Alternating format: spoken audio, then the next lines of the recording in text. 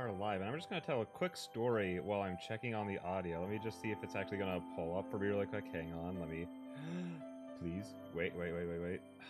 YouTube, come on. I'm just trying to pull it up over on YouTube to make it nice and easy for myself, and you're just being a jerk about it. So basically, what happened... Oh, that was just Twitch notifying me about the dashboard and whatever, yada yada. Basically, what happened was... I was getting ready to start streaming, and you might notice I'm streaming slightly later than usual. It's just, you know, almost midnight my time. But I was like, you know, I want to get some endings. I need to get more endings in this. Because I've been looking forward to it all week, and I didn't finish work until really, really late. So, okay, oh, here we go, hang on. Hang on, let me turn up the volume just a little bit on my end. Okay, I want to turn it down just a little bit more. How does that sound? Wait. Just a little bit more. Okay, I think that sounds good.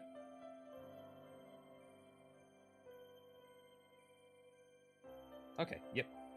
I am satisfied. Okay, so, basically, I was getting ready to stream, and then I heard what sounded like someone, like, punching the other side of my office, like the wall between my office and my bedroom, and I was like, what the freak is that? Why would someone be punching my wall? So I grabbed my swords, as you do, because listen.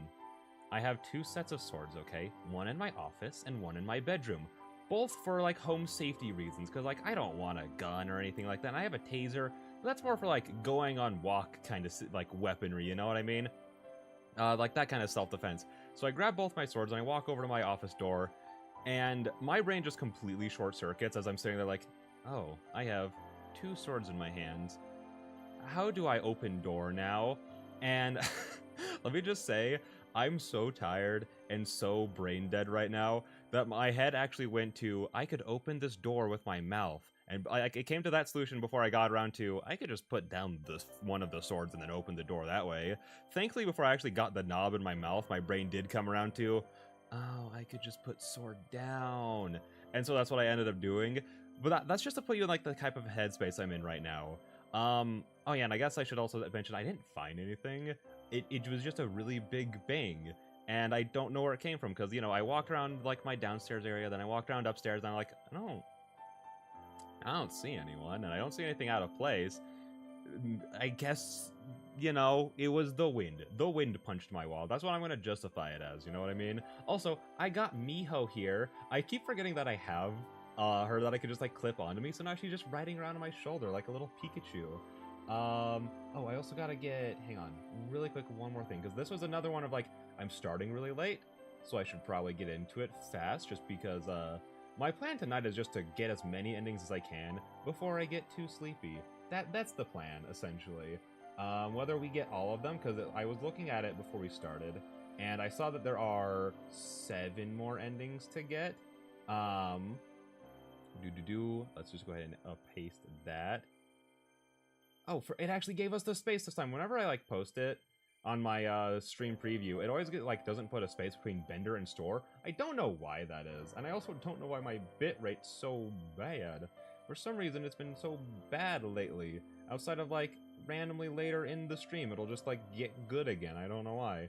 But yeah, no. The plan is just to get as many endings as we can before I get too sleepy. And then, once I get too sleepy, then we'll just simply end the stream, because I do really want to play more of this. I've been looking forward to it all week. So I was like, I could just skip it this week and not stream, because I'm not going to have any time to stream tomorrow, just because I have an appointment in the morning. Another reason why streaming right now isn't a good idea, but I want to anyways. I have an appointment in the morning, and then I have a lot of work, and then I have plans with people that night, so I'm like, I don't have time to, and then after that it's going to be time to get back to a head well lost, you know, so I'm like, I'm not gonna really have many other times to actually, like, get back to doing this, you know, but I really want to. So that's what we're gonna do today. Yeah, we're here, and we're gonna be grinding out, hunting for some endings. My main plan is, like, for this first one, it's gonna be easy, just be mean to Elowen. Because in the first shot, the first time we actually played this, we got, like, a good ending, and apparently, like, one of the harder endings to get, if not the hardest. So I'm like, ah, dang. Then it's gonna be real easy to get some of these other ones, because I just gotta be a jerk, or at least that's how I'm thinking about it. That's a healthy way to think, I'm pretty sure. Yeah, just be a jerk to people. It's the best way to get achievements, you know? So that's the plan. And then after that, I don't know. I did find a guide on the endings, but I'm like, it's a little lame to go immediately to the guide. Like, I kind of want to, like, try some stuff out first before we actually get into it. Also, for some reason, like, my eye tracking, like, works super well until I actually start streaming, and then, like, as soon as I, like, look slightly down, it, like, starts squinting my eyes, and I don't know why. But, anyway, let's go ahead and, did I click on... Okay, yeah, no, we do just have, like, our first decision. Okay, so we don't have to, like, start anything. And I do have it set to skip, like, text that we've already seen before, so it'll be an easy, like, way to, like, get to new stuff, you know what I mean? So we don't have to play the game, like, 80 bajillion times, basically. So yeah, again, the plan is just to be mean to Elowen, and also just pick decisions that I'm pretty sure I didn't pick last time. Granted, I don't have what I decided last time memorized, so it might take a little bit, so... I think last time I said that is highly suspect. I've explored this area many a time, and have never seen any abode. And her wording is so vague. What could be the meaning for that? I don't understand. Can that be so? Are you accusing me of being a liar? Well, no. I mean, kind of. I would never lie. In fact, I am quite incapable of it. She seems even more on guard now. What have I done? Oh, where are my manners? My name is Cassidy. I, too, live nearby. You may call me Elowen. Okay, so I think when this thing right here pops up, that means that we're back to dialogue that we've seen before, because I noticed it grayed out, and that's kind of how it was for the Headwell Lost 2, of when it was stuff that we hadn't seen before, the skip button grays out, and then the skip button comes back in when we were at stuff that we've already seen before, so I'm just going to go ahead and give that a click. Do. Yeah. Okay. What the freak did I say here last time? The disparity between Elowen's indifferent expression and the biting tone of her voice made Cassidy's heart ache. Was I being a little jokester and I said that she must love trees, or did I say that she must have had a bad experience? Because I think my thought process was like, okay, well, we can't actually say... I didn't mean to bump my mic. I'm so sorry. Let me just steady that really quick. I can do a save here in this slot, and then I could just pick one, and then if it doesn't gray out the skip, then we can come back to this load. So I think I might have been trying to be goofy, and I'll pick she must have had bad experiences. Yeah.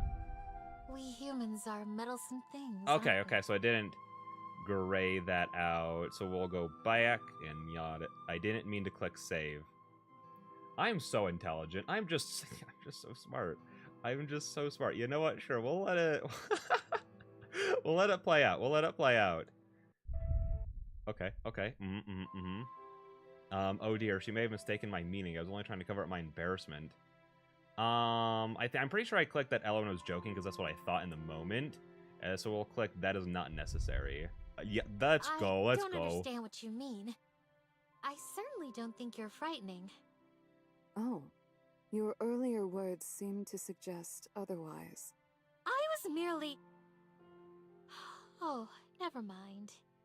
How confusing you are. Still, how curious it is for us to be meeting here again. You come here often. I live nearby. I'm merely saying that it is serendipitous. It must be fate. Oh, okay. Thankfully, we're back into stuff that we've already seen before, because I did not mean to skip Elowen's dialogue. Oops. Anyways. Also, I guess I should say, because we're not getting the trigger warning screen here, this does get very dark, as I've been told. Which is exciting for me, but if you don't like dark stuff, like there's like cannibalism supposedly at some point, which is, I'm excited for, because it's gonna get very dark. But if you're not in that kind of like, you don't like that kind of stuff, then this is your chance to get out now. Cassidy could not hide her surprise at Elowen's poisonous choice of words, nor could she hide her sudden tears. I think I said it's not like that. Like I was trying to like stop the fight, and I feel like this is more of like going into the fight. So I'm going to pick this because again, we're trying to be mean. I do I'm not so good at appreciate this. your tone. Except I did accidentally pick one of the choices that we've already picked before, but that's fine. We can always go back and get pick the other one eventually. I notice you do not disagree with me, however. I most decidedly do.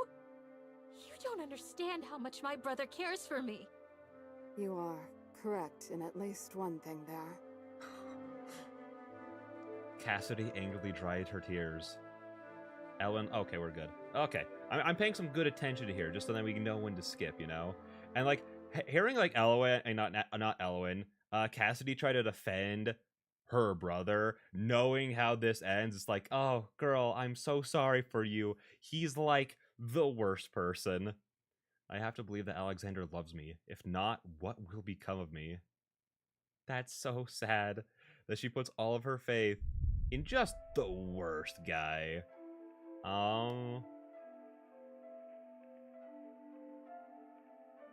What did I pick here last time? Did I pick? I think I picked I want Alexander to see me at my best. Here, there's another time I'm going to save it really quick, just because I'm not super-duper sure. So let's just go like that.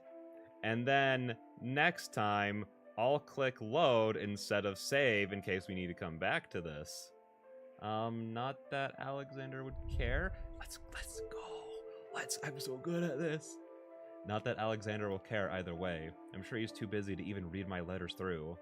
Still, I want him to know how I spend my days. I feel less alone when I read his letters, and if mine can ease his spirits, then it's a worthwhile endeavor. Oh, okay, we're good. Click. Oh yeah, no, we definitely picked this one last time. Wait. Yeah, no, because again, I wasn't trying to be suspicious of Elowen or anything, so I definitely clicked this one to be like, oh, she's already eaten. That's why she's not eating any of our special occasion crackers. So I'll just click, I wonder why she does not eat. Oh, wait. Does that... I'm so... Okay. I think that there's that little leaf right there is an indicator of if we've picked the decision already or not. That's... I wanna think that that's what that means. Because, like, it's not lit up here, but it's lit up here. I feel like that's just, you know, like, a thing, I guess. Or it could be like, hey, saying like, oh, hey, this is like the good choice, and this is like the quote-unquote bad one. But I feel like that'd be a little silly to be like, here, let's give indications of what, like, your choices are, instead of just letting you pick your, like, make your decisions and, like, reap the consequences. Like, if you know that this is the one that's, like, bad, why would you pick it unless you're specifically trying to get the endings, you know what I mean? So... I wonder why she does not eat. Perhaps these are not to her taste. It seems a waste when I save these crackers purposely in order to be a good hostess when next she came. Though she was confused, Cassidy quietly ate a Oh, that's so sad. She quietly ate a cracker or two before putting the tray away. Okay. Is there ever a scene where we actually get her to eat the crackers with us, or does she just never? Oh, ooh. My brother put me here for my own safe... Wait, why did she not read that? My brother put me here for my own safety. She took a deep breath. When you called me princess earlier. That was it. Not far off. Okay. That was weird. It's clear to me that you know nothing of politics. How can you level such an accusation against the one who saved my life? I've previously stated my belief that you are Weird. kind and good. I think it... Weird. Are we getting, like, actually, like, different little... It's clear to me that you know nothing of politics.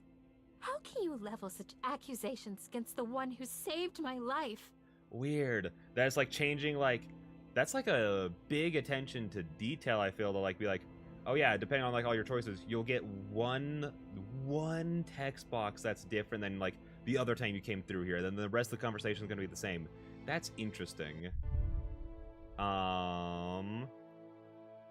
Cassidy was puzzled both at herself and at Elowen's odd behavior. Oh, yeah, no, that's Totes Magoats what it is, because I'm pretty sure we've picked this.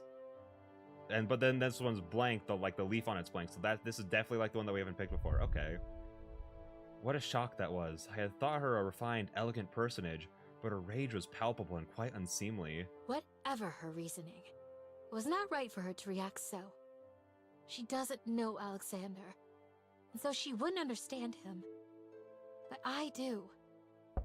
Oh, honey, please stop trying to defend him. Please. I should probably say how thoughtful. Yeah, because I don't. Alright, click that one. Like, my thought process is, like, even if, like, we're not going on, like, a very specific route, essentially, as long as we literally just pick all the opposite decisions of what we picked last time, that'll basically guarantee us, like, an ending, you know what I mean? Like, a different ending. I'm sure that Alexander does not wish me to live the rest of my life here. How thoughtful of him to find a way for me to escape exile. Even if it is through a political marriage, I must say I am not very excited at the prospect. The letter did not raise her spirits as much as a letter from Alexander usually did. The implication of it weighed on her. Of course, I must be useful. Oh, ha ha ha. Click. Oh, that was so fast. Oh my gosh. Suddenly, Cassidy heard a rustling nearby.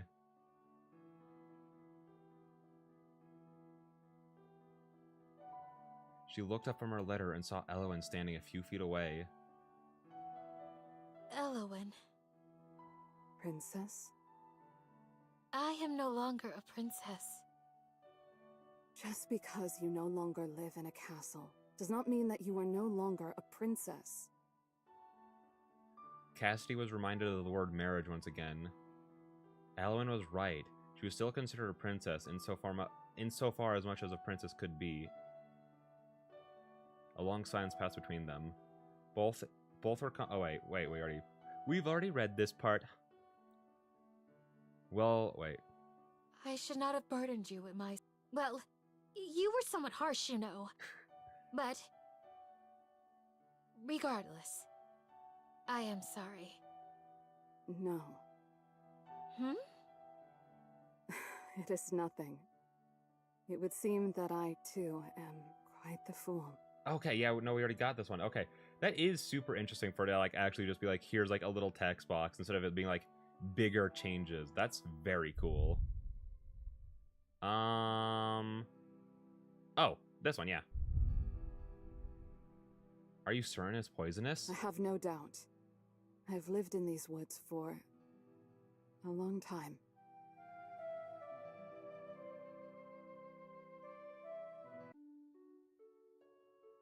She still isn't eating anything. She had plenty of tea earlier, but could it be that she's foreign? Perhaps she's too polite to say that it's not to her taste. Wait. Hang on, I can scroll back up. Wait, hang on. It's not letting me. Hang on. I am satisfied. Because I actually want to get the voice acting in here, because, like, if it's here, you know, I want to hear it. How can you be when you didn't eat anything? I simply am not hungry at this very moment. I see.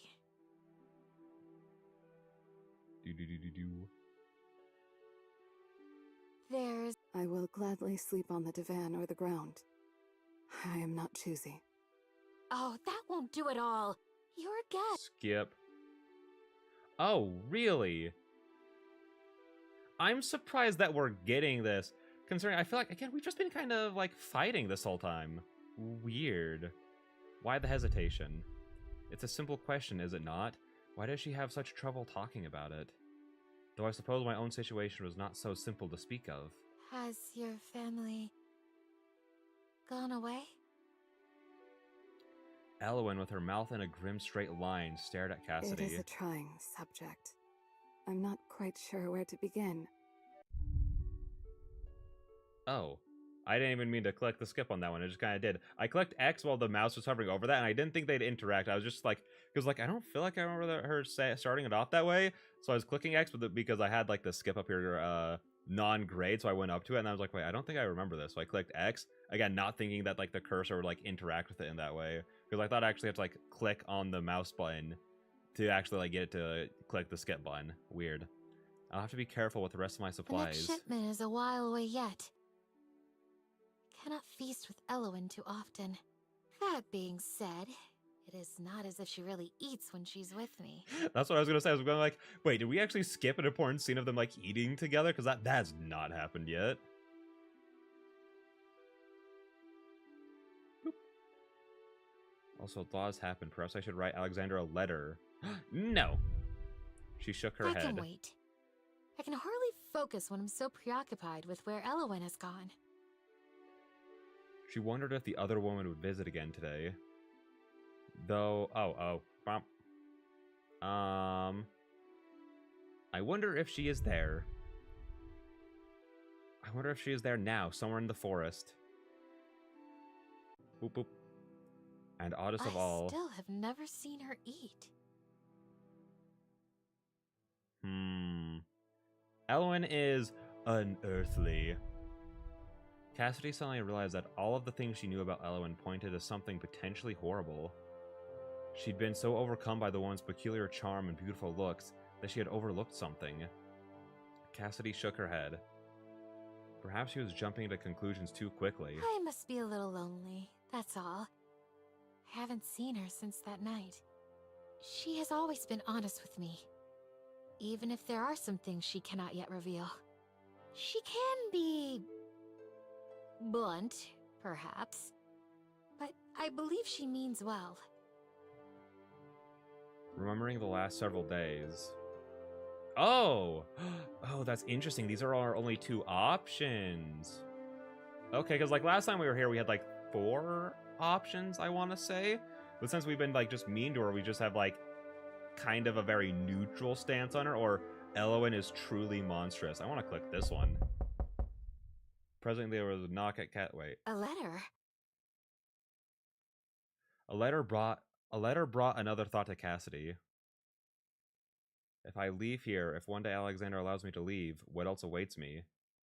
Exile is much more preferable to death. Perhaps Elowen was right to be suspicious of Alexander. Ooh, okay, new choice that we've never made before. Okay. I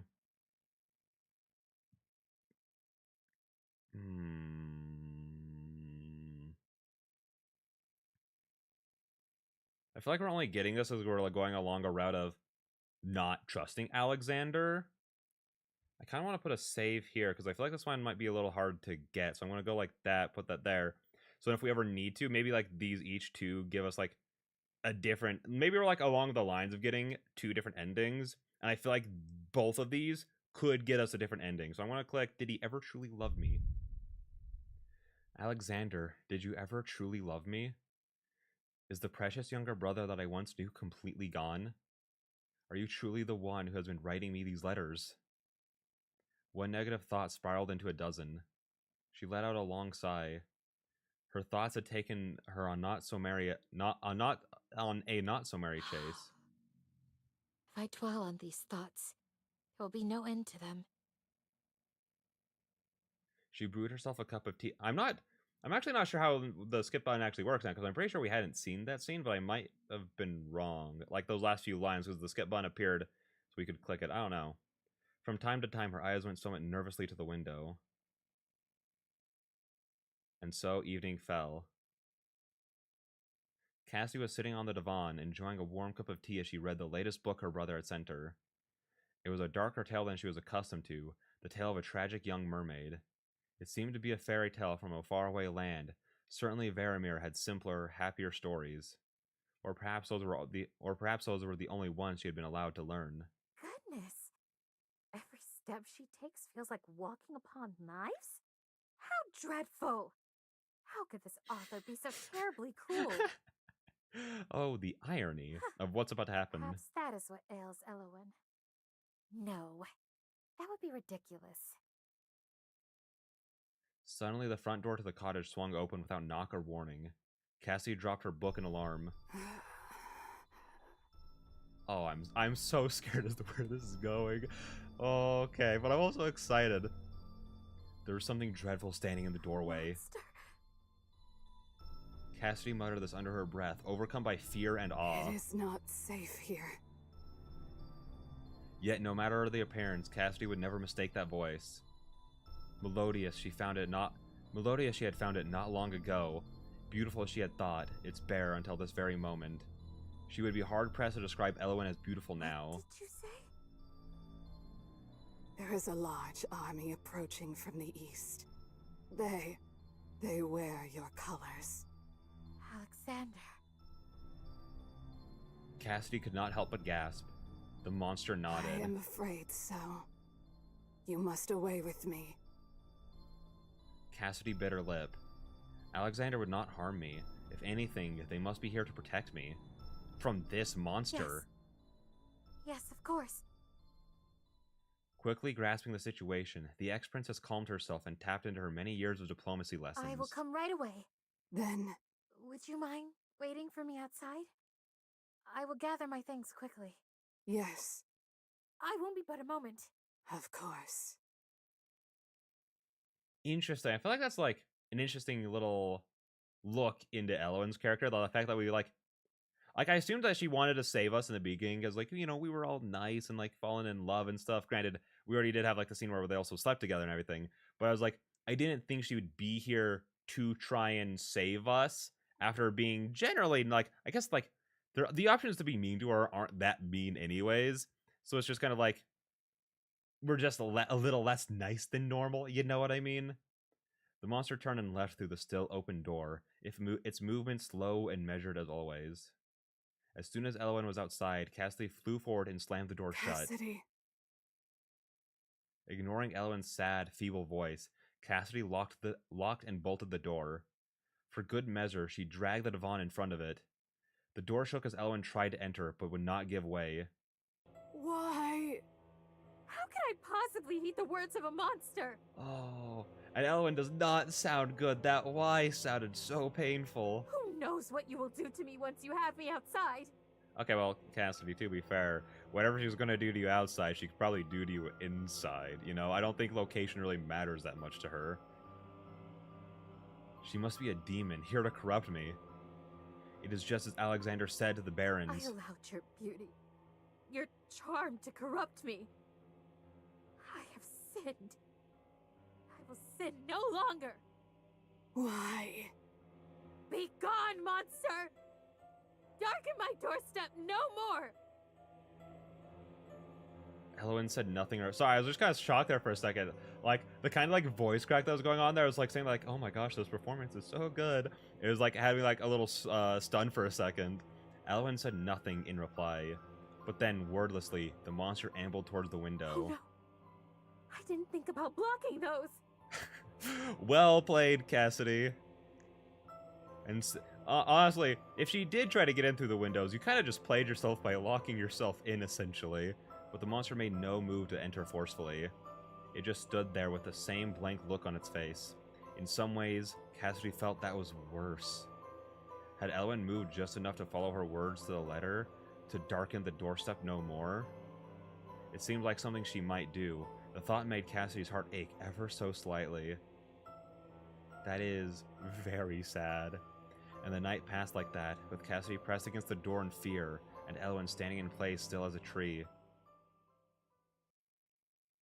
Watching. Oh, I'm so scared as to where this is going. Eventually, after what felt like a lifetime, the sun rose. It's finally morning. If the army truly is coming, I wish they'd get here sooner. The day breaks. Cassidy looked to the window in alarm. Could it be that Elowen hadn't slept either? Elowen stood there still, looking even more haggard than she had the night before. Oh my gosh. The monster's gaze was unfocused. It seemed not to be looking at Cassidy, but rather through her. I have failed. What do you mean? I want to know more about you. Also, the thorns and roots or whatever it is coming through her throat's making me so uncomfortable. That looks very uncomfy for you. I could not understand the most important thing. I could not convey my love without a voice. Hey, yo, that's the title of the game. Also, the And color. so, this wisteria must wither in the harsh light of Seventh Day Past. I was just gonna say that the coloring on this shot is very pretty. Before Cassidy's eyes, Elowen crumpled into wilted wisteria petals and dust. The monster, the woman, was no more. Deep in the wood, a wisteria tree once adored by a maiden withered and died away as well. When bargain is struck, its terms must be met, else take on your fate, and more suffering beget. Ash to ash, end. Well, that was fun and not terribly sad at all. not sad in the slightest. We just had to watch, like, you know, the love interest of this game essentially just literally wither away in front of us. How lovely. Okay, like I was kind of expecting that to go like the cannibalism route, just because, like, you know, we were being mean to her and everything and yada yada. I wonder how you get that then, because we were kind of just being, as maybe it comes from like not questioning Alexander. I don't know what we could have done differently there to have gotten that. Not that I'm specifically hunting for that one when I'm trying to get all of them. I just assumed that that was how you got that one, was by being as mean to her as possible. But that does, like, I was already interested to know more about Elowen in general, but that just made me more interested because it's like what bargain? What does she specifically need someone to like love her or fall in love with someone, like have like a relationship with someone to like not have that happen? Because like the way it went, or does she just need to share her power? Because I was thinking back to like the first ending that we got, where Elowen is, you know, like looking all haggard and looking all worn down and everything, and then she shares her power with Cassidy, and then that ending ends with them both being fine. So it could be the fact that like maybe she somehow got this power through like some curse or whatever, and then like but it's like too much for her, and so she needs to like have someone to share it with, essentially, to like live or whatever, or something like that. I don't know. I'm not sure. But we will see. Or it could be like very obvious and basically have already been spelled out for us, and I just, you know, I'm too dumb to notice it. That could be an option too. She knew the truth, perhaps, yet she was afraid to accept it. Without her love for her brother, her loyalty to her kingdom, she was nothing. Alexander, I trust that you will do what's best for me and for Veromir. I will await your decision. She could not think of Elowen, however, without feeling a twinge of guilt. She let out a long sigh. Not sure. Okay, I'm just kind of like waiting to see if something happens. Skip. Oh, no, we basically do get the same ending. Okay. Then here, let's just go ahead and load into... Wait, do I only have 2 pages? Oh, no, we do have 3 pages of saves. Okay, okay. That's fine. So let's go ahead and load into here then. How can that be? This is highly... We'll just go with this one again. What did we pick here? We picked... Okay, so... Wait. Oh! Okay, wait. I think what's happening is that it has, like, the leaves, like, we've picked them on, like... Wait, no. I don't know. I was gonna say maybe, like... Hang on, I want to try something really quick. Load. If we go to here... Wait. Willing... Yeah. Okay. Oh, no. It did say those. So what I'm thinking happens is that if you pick, like, a decision, it'll give you, like, you know, the grayed out leaf or, like, the colored leaf, depending on if you've picked it. If it, like, what you've picked before changes what happens after, essentially. It's like we picked up both of those on the... We picked both of those... Here, let me just, like, go back so I can explain it better. So, like, we've picked both here. All right. So this is highly suspect. And then we can go ahead and skippity-dippity. But we haven't picked this on this route of starting off with it being highly suspect yet. So now we can go ahead and pick She Must Love Trees. I agree. Nature is wonderful, isn't it? And we get different stuff. Very smart. At times it can be. This is rather awkward. What did she mean by that? The two... Oh, aha. Already there. See, so getting all the endings doesn't seem like it would be too bad. Like, I feel like maybe once we're down to, like, 1 or 2 left, it could be bad, and I'll need to pull out the guide or whatever. But, like, it doesn't seem too bad to get. It seems like the game is designed in a very well-made way to, like, help you go along and get all of them. Ooh. Huh. Okay, well, we haven't picked this one on this route, I guess. Excuse me. Excuse me?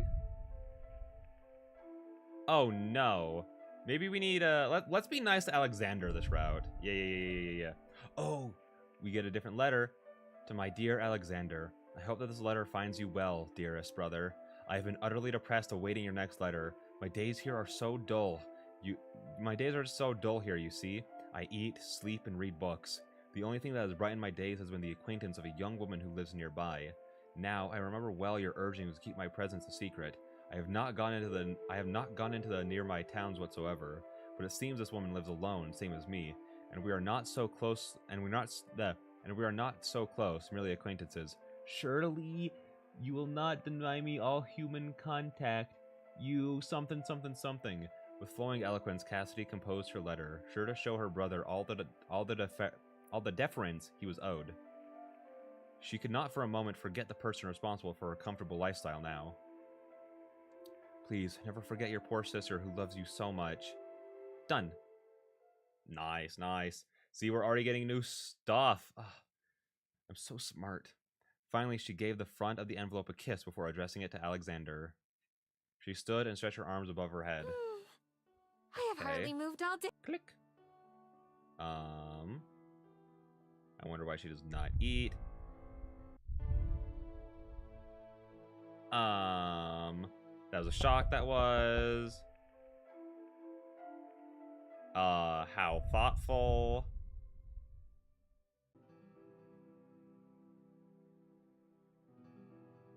How do you know so much? I'm just kind of picking, like, not anything, like, specific. Like, I'm just trying to, like, pick different choices, like, that I feel like go together in different ways, I guess, if that makes sense. When evening fell, Cassidy decided to go on a walk. It felt stifling somehow to stay at home alone after the night after she and Elowen had shared. Some exposure to nature will do me good. It would not do well to dwell on my thoughts for too long. They are too liable to grow dark. Based and understandable. #relatable. Of course, part of her held out hope that she'd run into Elowen again. Cassidy shut the door on her cottage and stepped out into the forest. It would be nice to show Alexander this view. Then again, there's no reason why he would come here. Yeah, Is there? absolutely no reason. No, there's nothing for him here at all. At least now I have Elowen's company to look forward to. Suddenly, Cassidy felt a sharp pain in her. Whoa, what? What? my thoughts exactly, girl. Then she felt her body start to crumple. Ooh, how strange. Why can I not remain standing? Oh gosh. Okay. So this is the type of ending we're getting. As she fell to the ground, she craned her neck just enough to see the arrow protruding from her back. And in the clearing just behind her, an archer, one who bore the colors of Varamir. Your king sends his regards to his whore of a sister, who only played him false and toyed with his feelings. Sir? Sir, what do you mean by that? Okay. She had no time to process these hissed words. Xander. Elowen. A sister loved her brother. But there were flowers she loved more. Her brother loved the notion of her, but he was jealous to his core. The shadow's grasp and... Okay. I think that's implying some weird things about Alexander there. Granted, doesn't seem too out of character for him, so... Alright. I was expecting it, because of like that, the title screen there, I was expecting it to actually be Alexander himself there. Which I don't know. I'm interested to see a conversation between Alexander and Cassidy, because we really haven't had that yet, you know? So that's what I was expecting, kind of excited for, but that's still Such a sad ending. Which, like, granted, it's a bad ending, I'm assuming, because, like, most of them will be sad. You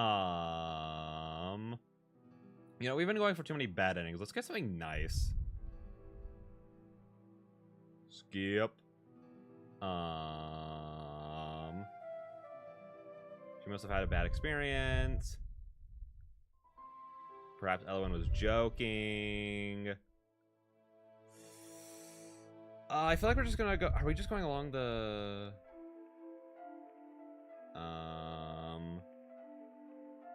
I feel like, okay, when we first played through it, we were like we were like neutral on Alexander. Let's just go full no Alexander. You know, just like completely against him. Oh, hey, we already got something new. Let's go. To my dear Alexander, I hope that this letter finds you well, dear brother. My days remain unchanged. Every morning, I wake up and make myself breakfast and a cup of tea. I greatly enjoyed the tea leaves that you sent last. After breakfast, I read or practice my embroidery. You will, perhaps, not be surprised to know that my skill with the needle has not much improved. In the afternoons and evenings, I like to go on walks. Do not worry, I do not stray far from the cottage. I cherish the exercise. Somehow, even after rewriting the letter, Cassie was not confident about its contents. Is this interesting enough? Being among the trees in the forest makes me feel at ease. Lately, I find myself often visiting a wisteria tree. So beautiful the tree is. I do not remember seeing many wisteria trees around Varamir. How do you pronounce it? Whatever. She had not talked much of Elwyn, not wanting to confuse her brother with the tale of a woman he had never met.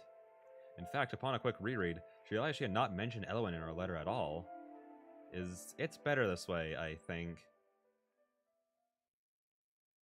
Oh dear. Boop. I suppose she has already eaten?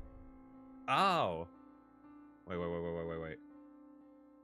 I know that it seems unfair, but I have come to terms with it. Matters of court are never black and white. I am lucky to have left the castle with my life. I've previously stated my belief that you are kind. Okay, there we go. Oh, Elwyn, why? There is a treasure that can't be bought, Wait. no matter how long it may be sought. It is something priceless, yet free. I speak, of course, of an apology. Why did it stop us here? Day 4. Weird. I'm sure she had her reasons. Is this why he kept me alive? There we go. Could this be the reason he kept me alive? Only to be an advantageous pawn? The thought ate away at her, and Cassidy fought back tears. Her brother had never been so blunt about his intentions before. The letter did not raise her spirits as much as letters from Alexander usually did. The implications of it weighed on her. Poisonous? Are you sure? Okay. Let's just say she cannot say. I hope she's alright. Still, what a wonderful night that was.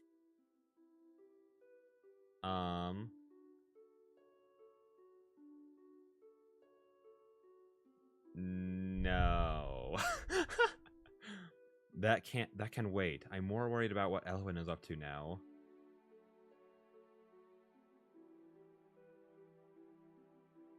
I wonder if she is there. Elwyn is strange. Yeah, this one. Easy. We haven't picked this one yet. Cassie's gaze fell upon her latest letter draft to Alexander sitting upon the table. She had started it in the night before after a day spent all alone. Her thoughts naturally drifted to her brother. If I leave here, if one day Alexander allows me to leave, what awaits me? To marry a man. When he knows full well that I cannot bear to do that. Ooh. The lid on the box of her memory slowly opened. Ooh. Once upon a time in the kingdom of Varamir, a pair of twins was born. It was a fortuitous event. The sister, being the elder, was marked for queenhood. All expected bitterness and resentment from her younger twin, but there was no such thing. Alexander absolutely adored Cassidy. They spent almost all of their time together. The only others Cassidy spent her days with were her beloved handmaidens, handpicked from noble families to serve her. As Cassidy grew, it became more and more apparent that... I don't know how to get rid of the UI, but it's fine. More apparent that she could not lead. She had little interest in politics. She much preferred socializing, spending her carefree days with her bosom friends. She and Alexander made a pact that when she became queen, he would rule as regent. She could not abdicate without making the kingdom appear weak, but she would not defer to him in all matters. The promise was made. To prepare for the day that he would become regent, Alexander went abroad to study, begging the king and queen to allow him to go. It was begrudgingly granted. Though he was gone for a few months, it was hard on his sister. She wrote him letters daily, and he was more than happy to return those gestures in kind. Yet, as time went on, she wrote to him less and less. She was finding solace in her handmaidens. He thought all was well. During a holiday, Alexander returned to the castle for a surprise visit. He missed his sister too much. Surely she, too, had longed to see him. Imagine his surprise. Indeed, his utter horror. When that doting brother discovered his beloved older sister in bed with another woman. The handmaiden was banished. He would not speak of this to another, for his sister's reputation, for his own reputation.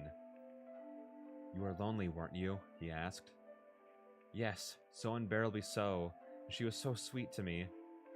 He canceled his studies abroad at once. They were again every day together. Still, his sister's inclinations could not be ignored. A coy glance to a maiden here, a lingering touch there.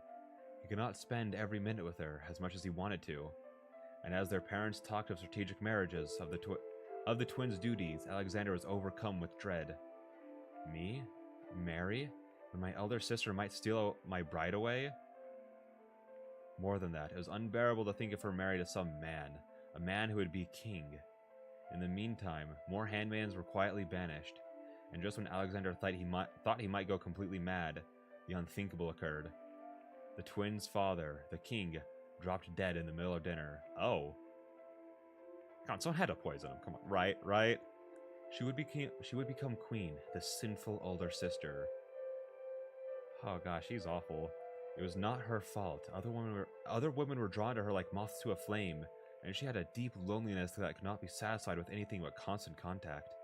She loved everyone but him, and she would be queen.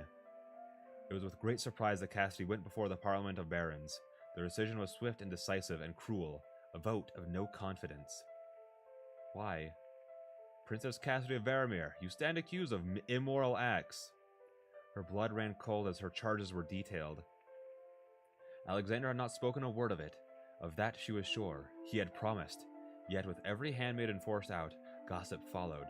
The young prince, so salacious and hot-blooded. Everyone just knew what was going on. To become pregnant out of wedlock. What a scandal. No one ever knew that not a single one of the maidens was ever with child. Every one of them was sent to the countryside for a period of confinement that would never end. No one but they two knew the real truth. Then how? Do you deny it? Can you possibly deny it? A word, gentlemen. All eyes were on the prince. Surely he, so personally affected by the rumors, would want her gone most of all. The punishment for what she stood accused of was death. Yet it was not death that the prince suggested. Exile, in the forest far from the castle. She did not know better, had been corrupted by outside forces. They could not be so callous as to sentence a young girl to a cruel death. The barons were troubled, but words from he who would be king were powerful. His older sister had not inherited all of the charisma and charm, and so it was decided. And Cassidy wept grateful tears. Her beloved brother, he who had all the reason in the world to blame and despise her, he'd saved her. Cassidy, of course, knew of her brother's true intention, or of her true thoughts and Cassidy, of course, knew not of her brother's true thoughts and intentions, but there's no reason for you to remain ignorant of the full truth. Is a political marriage truly my only means of escape? And unsurprisingly, the more you find out about Alexander, just the worse he becomes.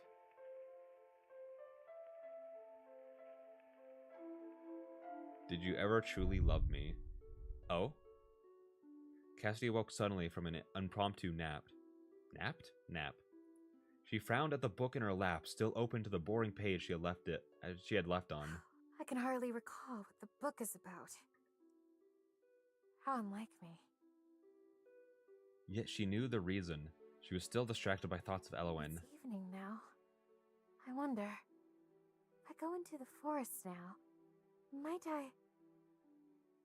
The front door suddenly burst open. Please, pardon my intrusion.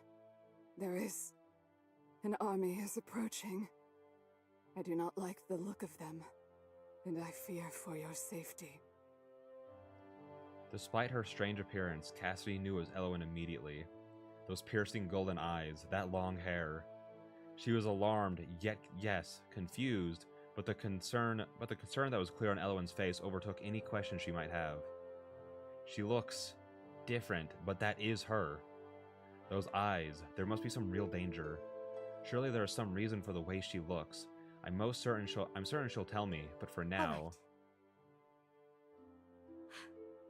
What should we do? We... Yes. You are with me. Are you not? You... believe what I say. I do. I trust you wholeheartedly. Do you?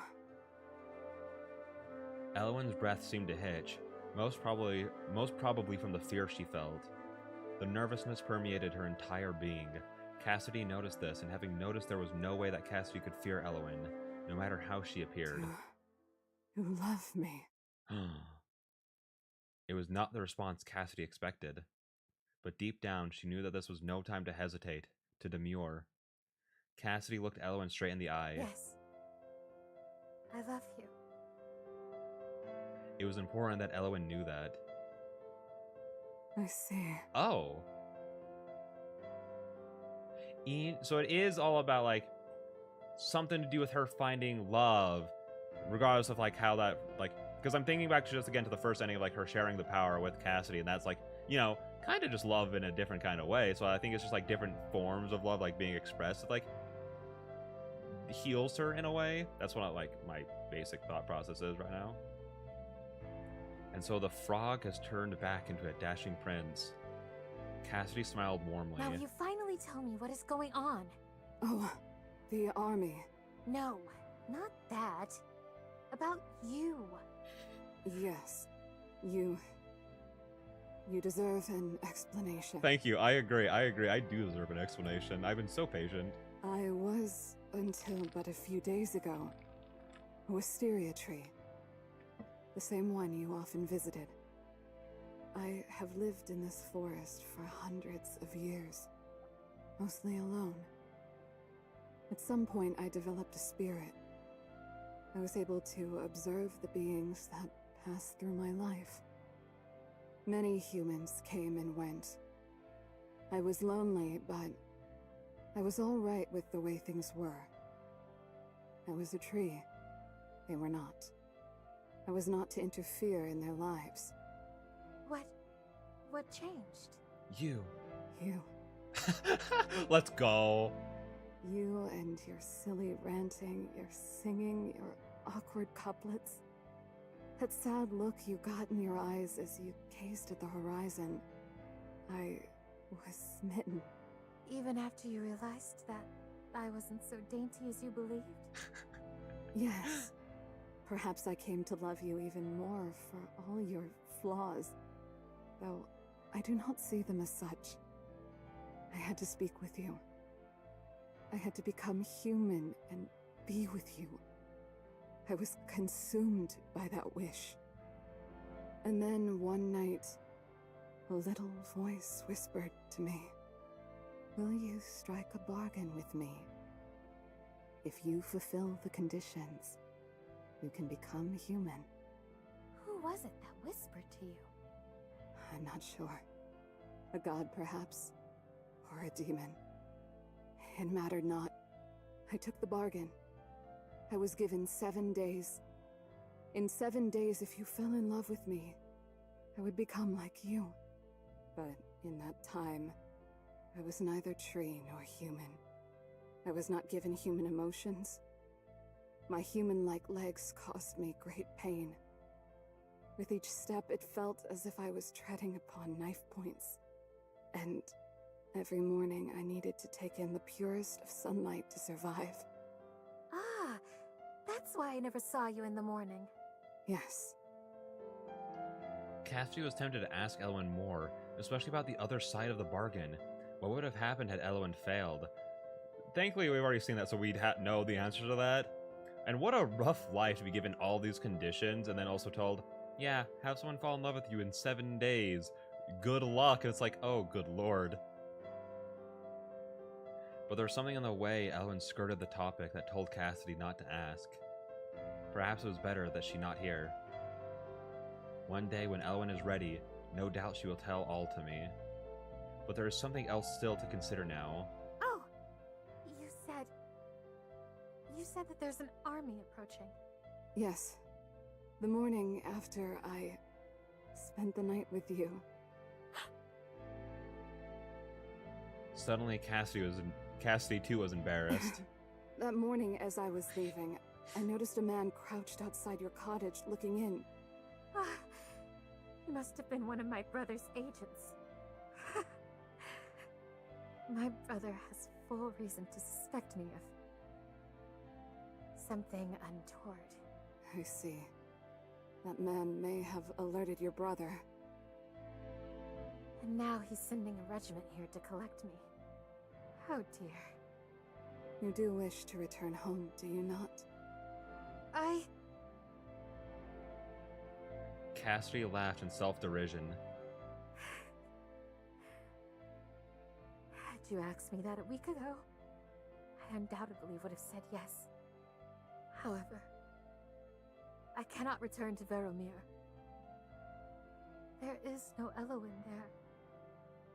Alexander would never allow you to come. Fear we would never meet again. Cassidy. It was the first time Elwyn had said her name. Cassidy did not let that escape her notice. I will not go, Elwyn. I do not want to be without you. Elwyn nodded. All right. There is only one thing we can do. She explained her plan to Cassidy, who accepted it, with a few adjustments. The soldiers arrived the next day to a frightful scene. In front of the house, Cassidy laid sprawled on the ground. There was blood everywhere, a knife protruding from her abdomen. A group of soldiers inspected the body, leaning in for a closer look. What is the meaning of this? I love this man's voice. The princess is dead. No doubt oft by the lover we heard about. The harlot deserved no better. Still, I do not envy the man who tells King Alexander the news. They proceeded to argue over whether or not to bury the body, ultimately deciding that it was well above any of their pay grades. Once their investigation was complete, they left the place.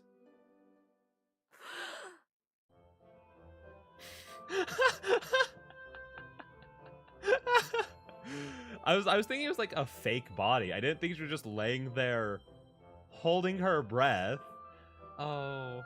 For a game that's so dark, it feels like we might getting the silly ending, and that's so funny. Cassie inhaled the biggest gulp of air in her life. That was close. I thought my heart would stop. She heard Elwyn laugh from nearby. It's not funny. I never dreamed they would get so close. Still, it's good that they did. Now there can be no doubt in their minds that you are deceased. The only question is, what shall we do if they come back? That is precisely why we must now enact phase 2 of my plan. Your plan? Come now, let's not split hairs. Phase 2 is entirely my idea. Of course, as I have not heard of it. Phase 2? We go on a trip! I love how happy Cassidy sounds right now. This might be the happiest she sounded in the entire novel so far. Yes! You have never been anywhere but this forest, correct? Well, that is true. Wouldn't you like to see the world with me? And once we've had our fill, we can return here. I'm sure after enough time has gone by, they will be fully convinced of my death. there will be no reason for my brother's agents to return, and we can live here in peace. Yes. Yes. I must say that sounds absolutely lovely. Cassidy took Elowen's hand in hers. Elowen, you know, all my life, I only did as my parents wanted. And as Alexander wanted.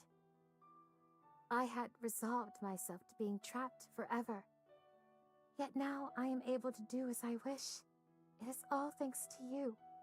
You are mistaken. If not for you, I would still be a tree. It is I who must thank you.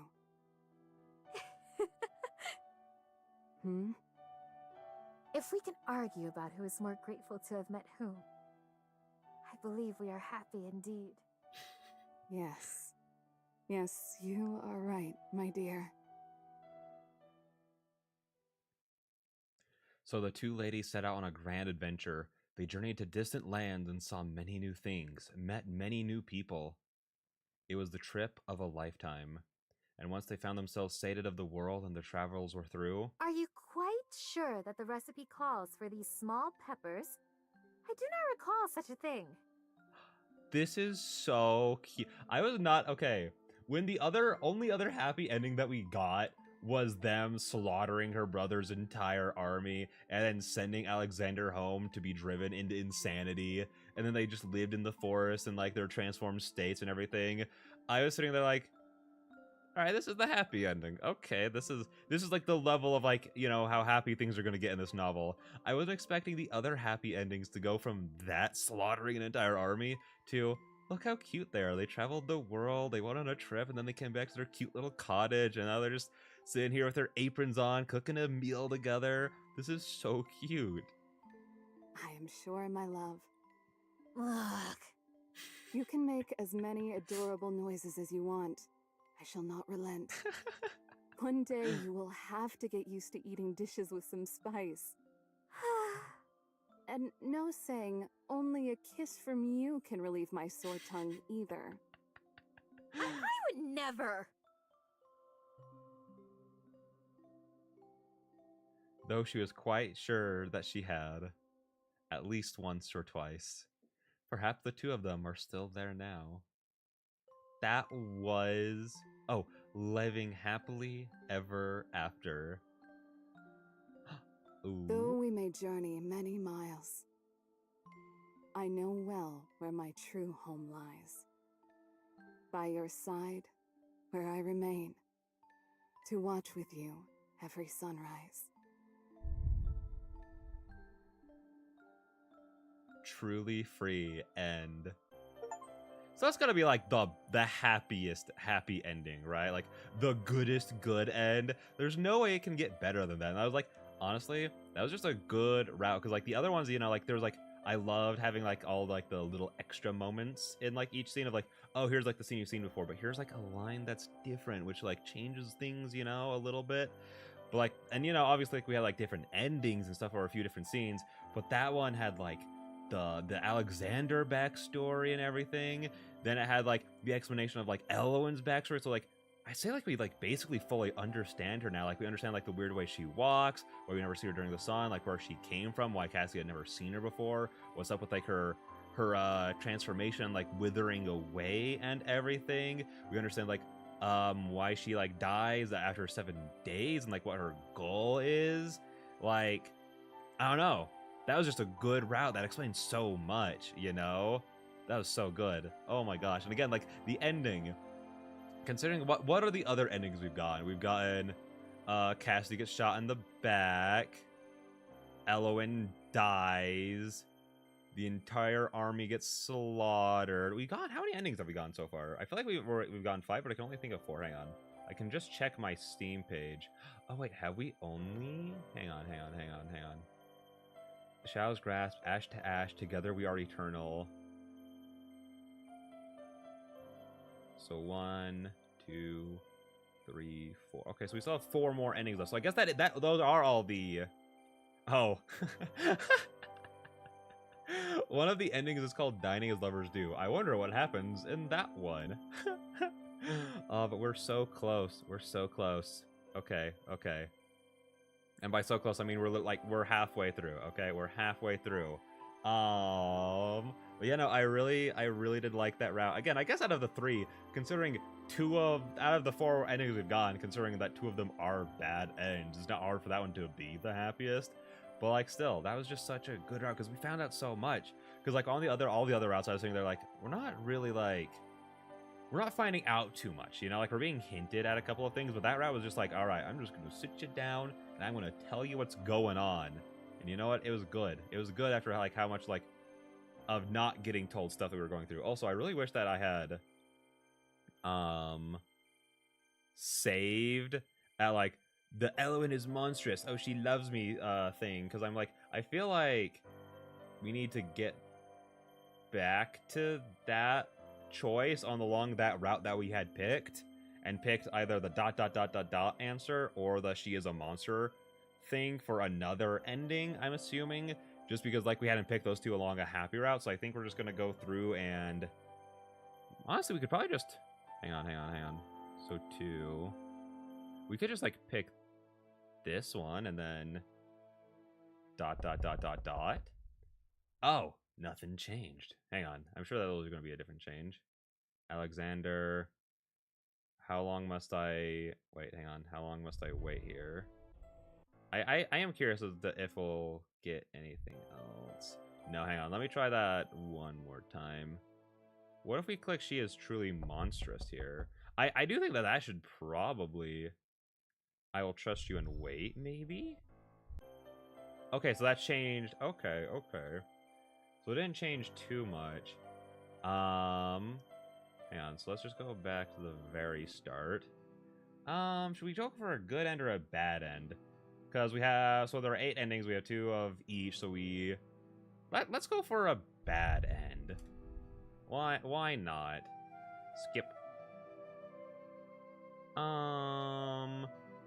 She must have had bad experiences. Oh yeah, and we also even like found out stuff like, excuse me. Let's go like full loving Alexander this route, I guess. Have we done that yet? I don't remember if we've done that yet. Hang on. Let's go through.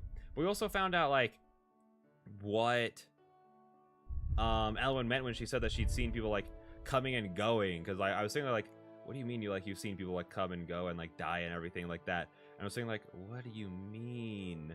What a shock that was. How thoughtful. Are you sure? Why the hesitation? Okay, so we got that ending. Maybe it's time to pull out the guides. I think that it might be time for that. Because I just realized that as we were like talking about it, as I was like thinking like, what did we find out during that route? And like that was another thing, because I was like, because like she had talked about like seeing people coming and going and yada yada, all that stuff, and I was like, what does she mean by that? Like, were there like others like her here? Like, did her family die or whatever? But we kind of found out, like, at least what I'm inferring it as, like, it's just her talking about how she'd seen, like, been here for so long and seen so many people come and go, essentially, you know? So we're going for the dining as lovers do. How can that be? Skip. She must love churries. Perhaps Elwyn was joking. Weird, this one seems like pretty positive. I want Alexander to see me at my best. I suppose she's already eaten. Yeah. So we have to be like super nice to her, it seems. Or not like super nice to her, just like, you know, nicer, a more positive route, and then like pick Alexander at the end. Interesting.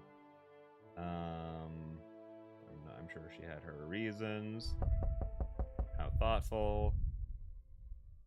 How do you know so much? Perhaps she cannot say. No.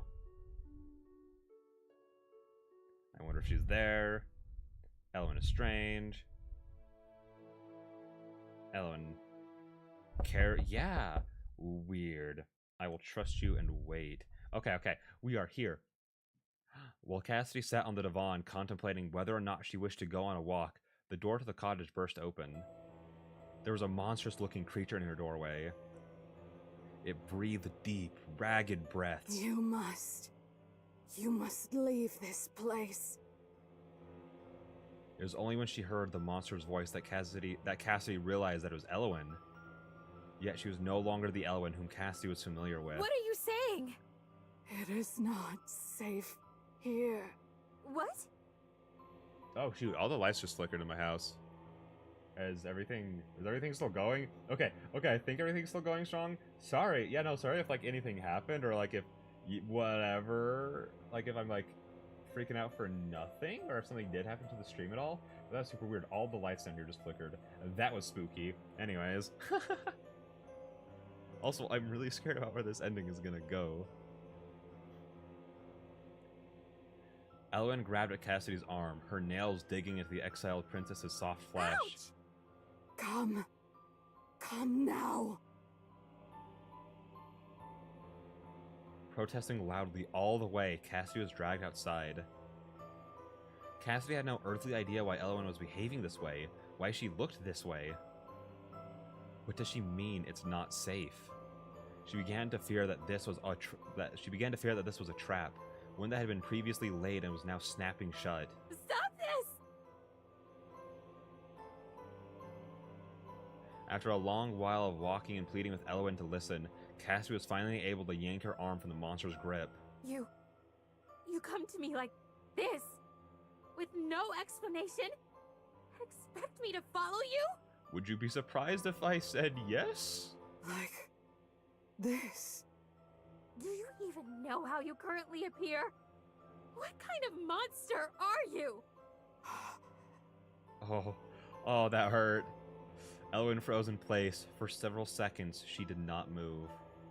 Finally, she slowly brought her hands up to her face. She appeared to be looking at them for the first time.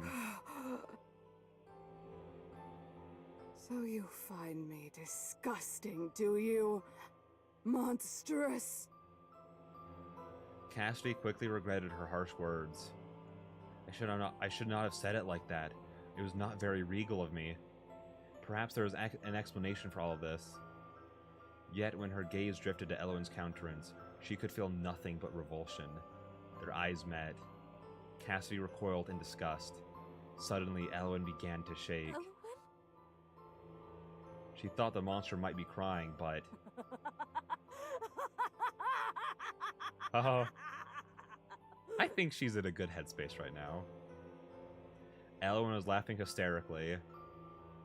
She doubled over, clutching her sides as she laughed and laughed. Then she looked up once more and met Cassidy's gaze.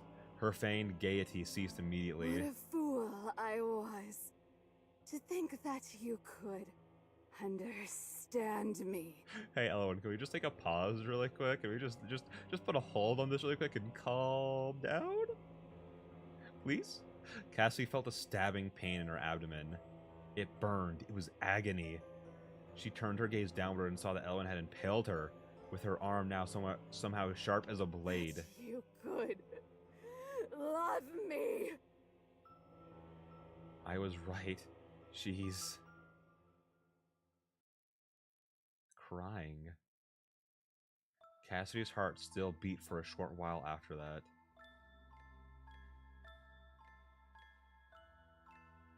What a pleasant sentence I have to read right now, with the dead look in her eyes. Oh my gosh. She was dimly aware of something clawing, rummaging through her entrails. She was dimly aware of the sound of something eating.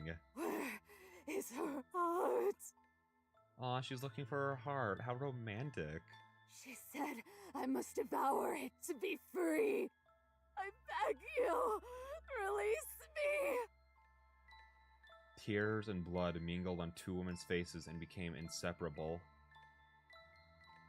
And then there was no one there but a monster and the corpse upon which it fed.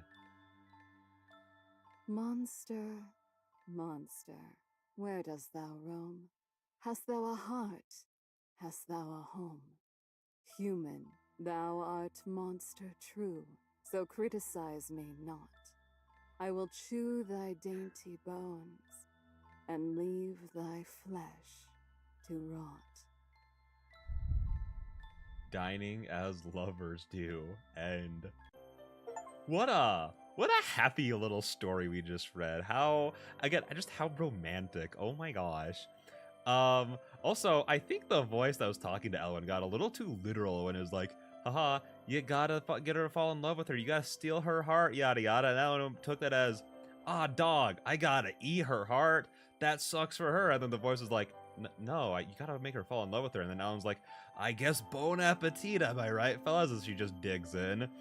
Oh, that's fun, that's fun. I do like the idea that the voice did give her two, like, ways out, essentially, of like, yeah, you can get her to fall in love with you, or you can eat her. And then Elwyn was like, I feel like those are like two very different ends of the spectrum. And then like the voice is like, yeah, you know what, I just whatever comes first, you know. Which ones do we have? Do we have the double-edged thorn ending? No, we do not. All right. Then let's go ahead and get on into that. This is another bad ending, but it's the last bad ending, and then we can just end it with two happy endings. Also, these are starting, like, I was like, we're a little worried that we wouldn't be able to get to all the endings in this stream, because I was like looking at it like, you know, an hour in, and we're only at 3 endings. I was like, oh, this might take around like 2.5, 3 hours, but it's already 1 a.m. my time. We might not be able to get to them all. But the more we're going through, the more we're able to skip and everything, so it's working out. That is highly suspect. Skip. She must have bad experience. Oh, yes, keep skipping. Oh my god. Not the way I'm saying that makes it sound like I want it to be over. I don't. It's just funny to watch it just fly through. That is not necessary. Excuse me, princess. Not that Alexander would care. I wonder why she does not eat. What a shock that was. Oh. Oh? The royal family of Varamir had to... Wait, hang on. I want to skip back just a little bit. Okay. The royal family of Varamir had a distinctive look to them. It would not do for too many people to know who she was, or that the former princess dwelt here. Wait, why did it... When she finally allowed herself to open the door, she found a large wooden crate, not unlike the previous ones. Sitting atop the crate's contents was a sealed envelope. Cassidy instantly recognized the severe cursive. Wait, hang on. Oh, wait, yeah, this is even, like, it's not grayed out. Weird. I don't want to marry. I wonder why it stopped there. Are you sure? Why the hesitation? No. I wonder if she's there. Wait. It's not telling me what to pick here. I don't know what to do. I don't think it matters that much. Elwyn is strange. That. I will trust you and wait. Okay, there we go. Last bad ending. Let's go. Cassidy considered going for a walk, but decided against it. Her foray into her own thoughts had left a shiver running down her spine. Perhaps Elwyn needed some time to herself. Perhaps I ought to take some as well. And so she resolved not to seek the other woman out this day. Let's see. Maybe I'll have some tea. She turned and was about to head into the kitchen when the front door slammed open. The exiled princess whirled around in alarm. Before her was... Elwyn? Cassidy. It was the first time Elwyn had said her name. Normally Cassidy would be overjoyed to hear it upon Elwyn's lips, yet the Elwyn before her now could only be described as a monster. What has happened to you? Elwyn turned and caught a glimpse of her own reflection in the window. That is not important. You must away. It's not safe. What? Horrified both by the implications and by Elowen's appearance, she took a few steps backwards. Cassidy, are you hearing what I say? You must leave here immediately. Come with me. I will keep you safe. You keep me safe? She retreated further. Looking like that? No, what am I saying? I've angered her. She's angry. Cassidy turned and ran the last few steps into the kitchen.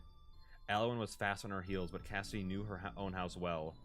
There had to be something she could use as a weapon, something to defend herself with. Cassidy! Oh.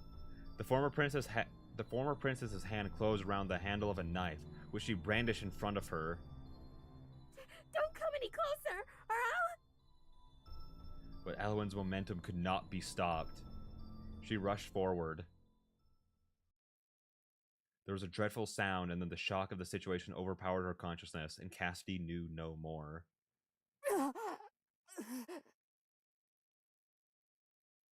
Elowen awoke slowly in the lingering evening light, her belly burning with the sting of a wound. Nearby, someone was whispering to themselves over and over. Not just a harlot, but a murderess. Not just a harlot, but a murderess. Oh? Oh? I was thinking, like, okay, like, maybe, like, the soldiers would show up and then, like, they'd be like, oh, she slayed, like, a monster or something. Let's kill her anyways. Not like, oh, she's a murderer now. Okay. There was a strange human just outside the kitchen window. It was then that Elowen finally noticed Cassidy, lying in a heap on the floor, 3 arrows protruding from her back. Cassidy, you're dead. Dead. The hapless archer was not spared, yet the consumption of his heart did nothing to heal Elowen. There was only one heart that would lift her curse, and she had no desire now to take it. Elowen closed her eyes and prayed to the capricious gods for death to take her back to Cassidy's side. Good intentions can be led astray. Doubt and fear can a pure heart sway. A double-edged thorn, and... Dang, I was literally okay, so I was gonna say, like, is there a bad end where Cassidy gets out of, like, comes out alive? I guess, like, there is, like, the one where Elowen dies, but I was thinking, like, oh my gosh, are we gonna get another end where she kills someone, like, kills Elowen, and then, like, gets out of there, but, like, she is just shot down after that. Like, to be fair, at, like, a quick glance, Elowen does just look like a person, even in her, like, monster form. So it's like, it makes sense that they would, like, mistake her for a murderer in that moment and just shoot her dead, I guess? I still don't really feel like they, I mean, I guess in the eyes of the soldiers, they're also like, well, she is, like, exiled, you know, she is, like, yada yada, all these, like, terrible things, so just add murder on top of that, we're gonna shoot her dead, you know what I mean? That's rough, buddy. That's real rough. At least, on the bright side, we only have happy endings left. So that's good. Wait, do we? Oh wait, no. We have another bad ending. Are more than half of these bad endings? That's crazy. Wait. Through story unfinished, too late into your arms. Wait. Yeah. Oh, ha. We only have bad endings left. Oh, that's funny. There's only 2 good endings to this. The rest of them are all bad endings. That's funny. It checks out though. Let's go ahead and go like this. Oh no, do not do anything there. Okay. Alright, let's just go ahead and jump on back into this. Load this. How can that be? Skip. She must love trees. Perhaps Elowen was joking. It's not like that. I want Alexander to see me at my best. I suppose she has already eaten. I'm sure she had her reasons. How thoughtful. How do you know so much? Perhaps she cannot say. Yes. I wonder what this decision means, because the past 2 that we've done does not include this decision, it seems like. Oh wait, no, it does. I'm just stupid. Never mind. Elwyn is strange. Elwyn cares for me. I will trust you and wait. Weird. This one you could have picked Elwyn cares for me, Elwyn is kind, / ... Any of those three would have worked. Super weird. I didn't even read that at all before I just clicked to go on. Like, I didn't even read it. Like, sometimes I'll read it in my head and then accidentally click X and be like, oh my gosh, I didn't read that out loud at all. But that time, looked up, saw the text box, just clicked X. Cassie was sitting at the divan, a warm cup of tea in her hand as she reread Alexander's letter. His letters always gave her some comfort. Oh! The ex-princess presently recalled that an agent had delivered another letter to her earlier. I was so lost in my thoughts that I completely forgot. How silly of me. Cassidy. Cassidy froze. Could it be? She looked up to see who had addressed her. Elwyn. There is a large army approaching. They are very nearly here. Weird. Why she not? Why no monster? An army? Cassidy giggled, shaking off her nervousness. There must be a training exercise. Or a war in a neighboring country. They wear your colors. Did your brother mention nothing in his letters? No. Nothing. But there is nothing to fear. If they wear my kingdom's colors, as you say, surely they are here to aid me. Fully armed? Yes! I did not like the desperation in her voice there. My brother loves me, you see! Oh, poor Cassidy. Oh my gosh. She's not well. Cassidy's voice shook as she desperately tried to convince both Elwyn and herself. She was worthy of love, of her brother's love, and... You will not come with me? It was a question phrased as an absolute. Elwyn already knew the answer. I have no reason to. I have everything I need, right here. And then she heard it. The awful sound of steel boots trampling the flowers, the forest. She, who had been present for any number of military training exercises, could not mistake the sound of an army's march. But even Cassidy could not have predicted who would be leading them. Oh my gosh, he's actually here in the flesh. Look at him, looking like a little dork with his tiny little sword. The idiot. I hope Elwyn just murders and slaughters all of them. Again. He's the worst. The first emotion she felt was pure joy. She was happy to see her brother once more. I thought we could never meet again, but here he is. Alexander's eyes flicked over to Elwyn without even attempting to mask it. He looked her over from head to toe. He did not look at all pleased. You are continually surprising me, sister. Sent into exile, and yet you continue to repeat your same sins. More endings. Hello there, Addie. I completely just blanked on your name. Yeah, I was like, hey, listen, I don't have too much time. We're going to get to hunting some endings, and we've gotten 6 out of the 8. This is the 7th one that we're on, so we've actually only got 1 more after this, and I'm very, very sad to see it going so fast, but I'm also like, oh, but that means we get all the endings tonight. That's exciting. So I am excited, but how are you doing tonight? It's pretty late where I am, so I'm very tired, but what about you? No. You are mistaken! I believe not. I'm doing good. It's only 4 p.m.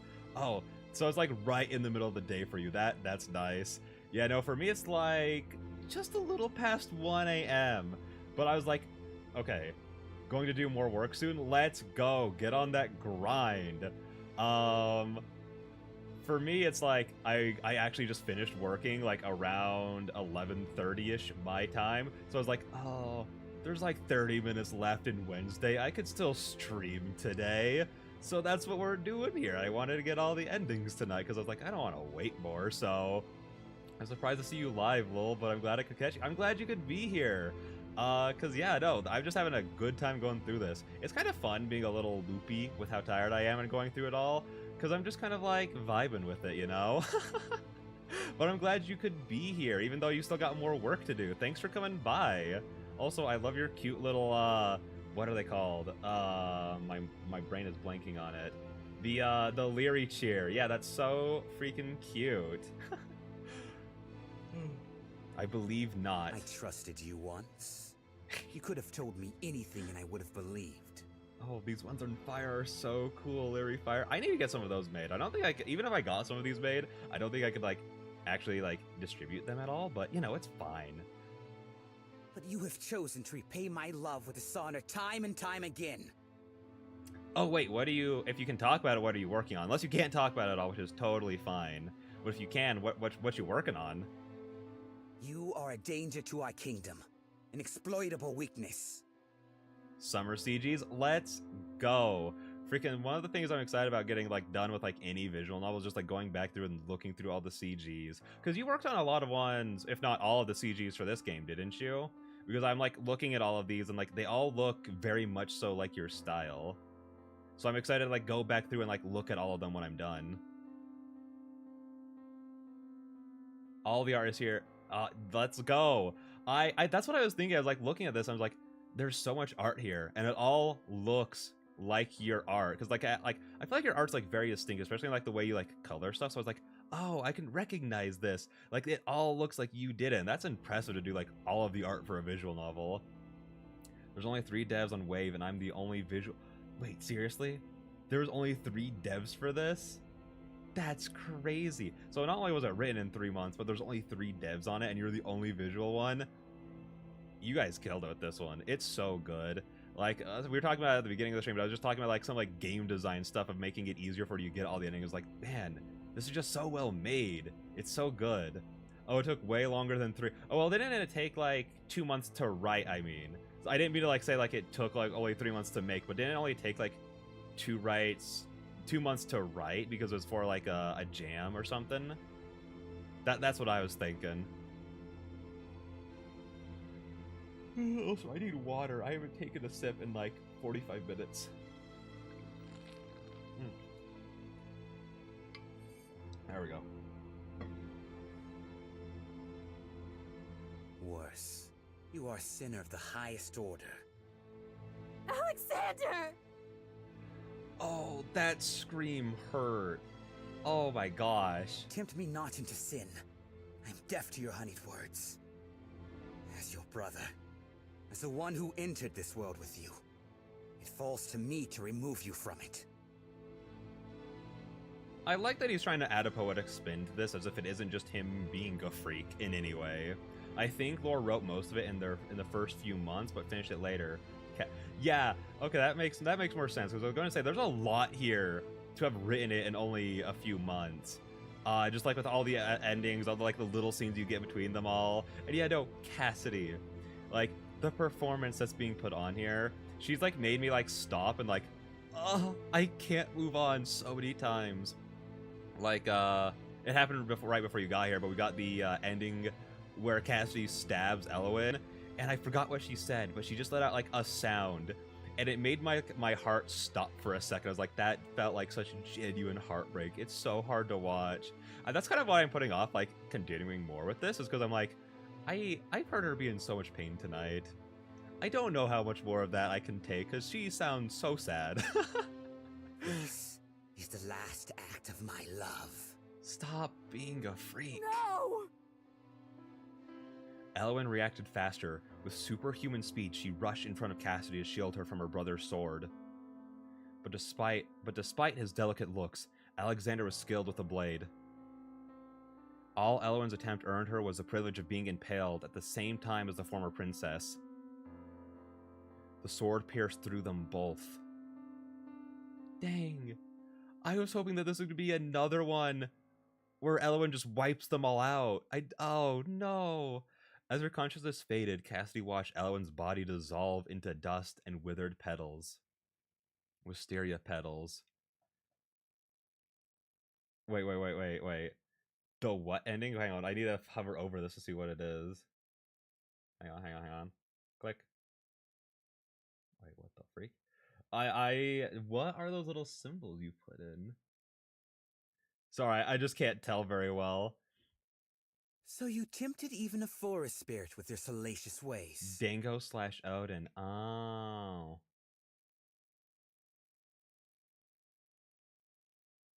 But such demons do not have souls. Skewer. He Okay, cannot okay. follow That you. makes more sense. I was thinking that I was trying to like be like, what does that mean? I was thinking that like, am I just too tired to understand? But that makes a lot more sense. Oh, I really can't believe he got them both in one shot though. Worry not, dear sister. One day I will join you and we shall never be parted again. I was trying really hard to not think of him as like that, but the more he talks, the more I'm convinced that he just loves his sister too much in his own disgusting way, and I am not comfortable at all with it. She could not tell if what she felt was despair or ecstasy. Oh, They say that love is blind. Yet clearly I saw you. You say that you loved me, but that was never true. So it would seem, my dear, that blind love is deaf too. too late into your arms, and the beta testers made an emoji guide to all the endings, and that's what the achievement icons are. Wait, really? Hang on, let me look at this. I want to open the Steam page.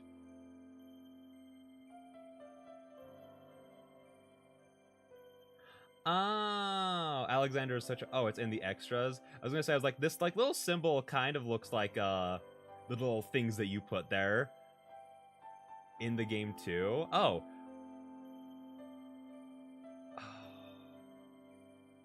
Dang, I did not, but no, Alexander's too much of a freak. I just thought he was a bad dude. I did not expect it to keep just getting worse, but literally like every time there's a scene with him, it's just like, yeah, let's just get like worse and worse. It's in the extras. Achievements. oh my gosh, wait. That's hilarious. Oh my gosh. I didn't even pay attention to the fact like of what all of these are. Together we are eternal. Oh, I haven't gotten that one yet. Wait, what's this one? This one's messed up. Oh my gosh. That's so funny. Like some of these are just like very appropriate, and then other ones are just too accurate and in a wrong way. That's hilarious. I love that. Anyways, we only have one more ending to get. Which one is it? Hang on, let me pull it up again really quick. Story unfinished. Okay, another bad end. It's so sad that there's only like 2 endings to this game. Oh. Okay, so we gotta start here. I will say that one isn't very satisfying, Lil. It's just sort of you didn't meet any of the other requirements. Oh, so it's just a sort of like, we didn't really know where to place you kind of thing, so we're going to give you this ending sort of ending. I mean, that's fine, you know, especially because, like, all of the other like, I guess the only other one that, like, I don't know, I was going to say, like, maybe there's one that I wasn't, like, super satisfied with, but, like, so many of the other ones were just, like, either, like, very good, whether, like, of just being, like, a very good shocking ending, or, like, gave you like so much more information about the character. So you know what? Out of having 8 endings, if one of them isn't like that good, that's fine. Yep.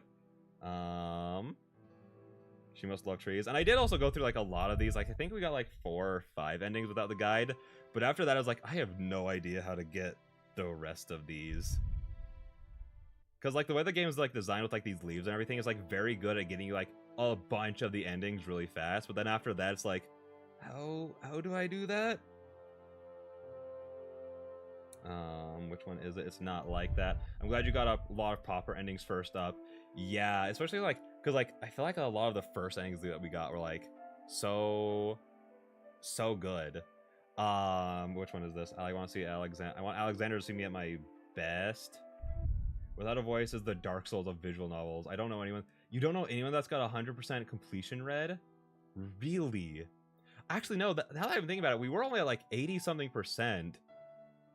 And so, I suppose she has already eaten. You don't even know if it's possible, lol. I'm kind of tempted to try. Because, like, the only... so the only games I've ever, like, 100%ed are, like, visual novels. But I don't think I've ever gotten, like, 100% seen everything with like multiple choices. Like even like Please Be Happy, I think I'm only at 98%. Also, I'm like struggling so hard to like read right now. I'm sure she had her reasons, because like the only things I had left were like some of like the little things to do around town, and I just haven't like taken the time to go get those yet. So with how like complicated like all these trees can be, I'm like, how would anyone get all these endings? Are you sure? Yada yada blah blah. Why the hesitation? No.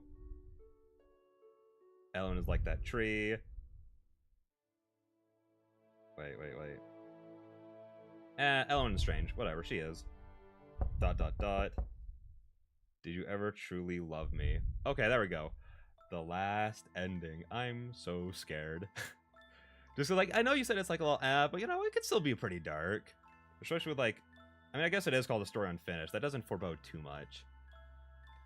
I didn't even read that at all. That's the second time I've done that. And the rest of the story was lost to and the rest of the story was lost to time. Did King Alexander completely erase his sister from history? And what have made it Eowyn? It would forever remain a mystery.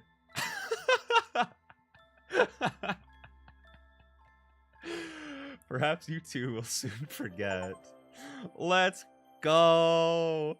That's so funny. The end, lol. That's so funny. Like when you're saying it's like we don't know where to put you kind of ending, I was expecting like something a little bit more, but I think the fact that it's literally just like yeah, the story's over now, go home, is so funny. Oh my gosh.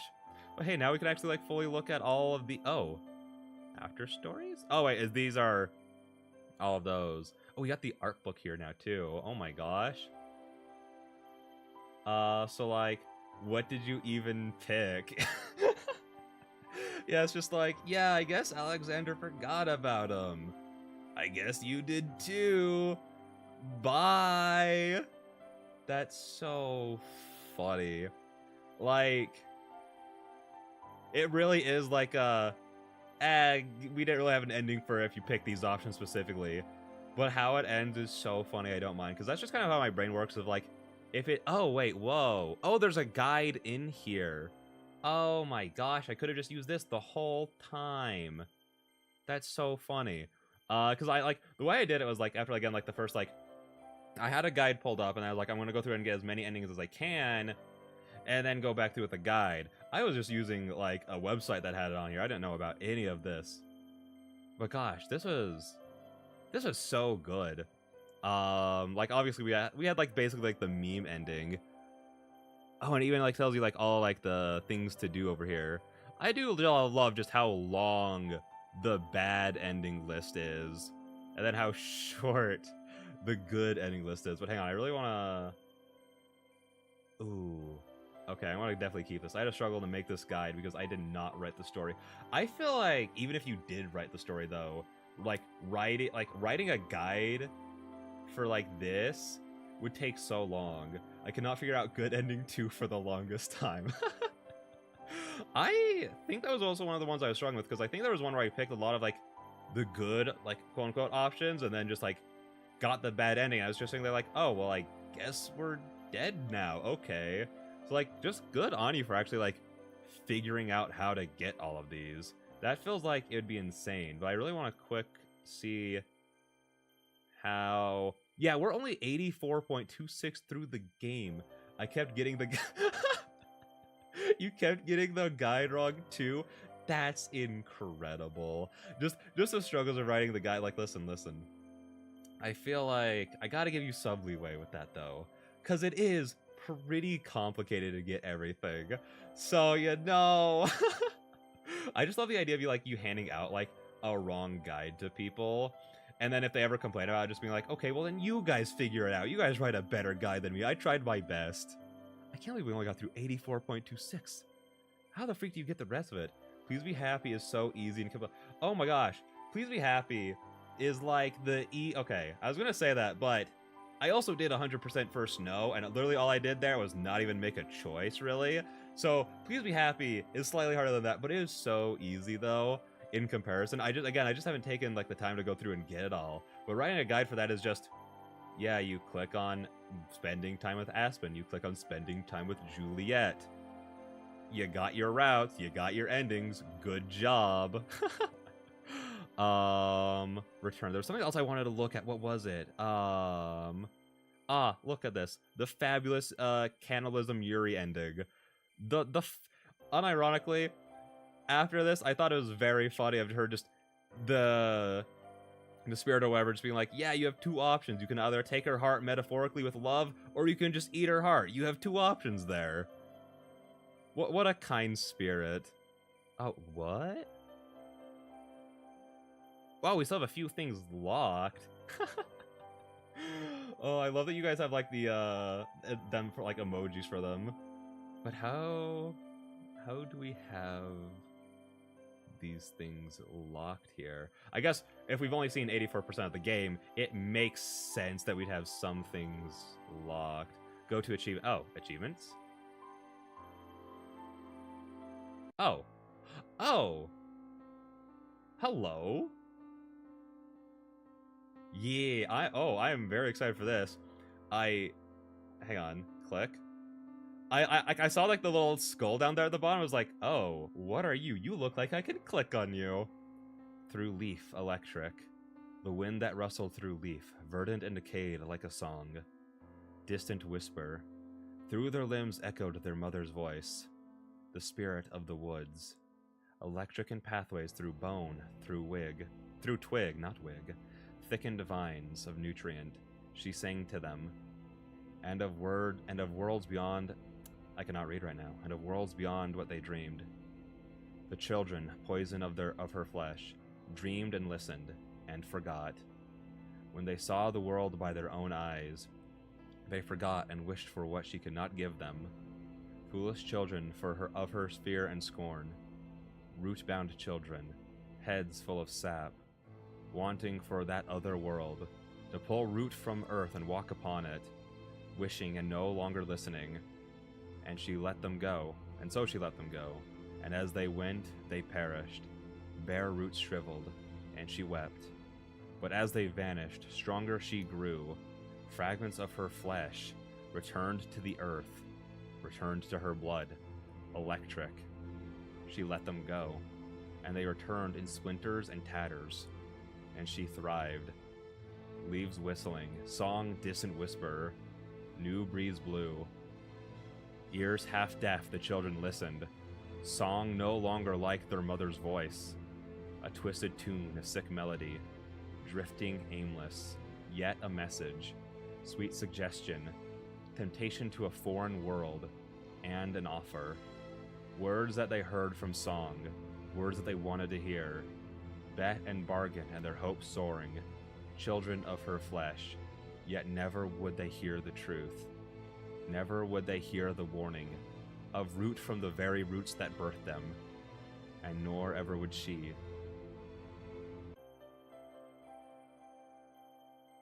What the freak?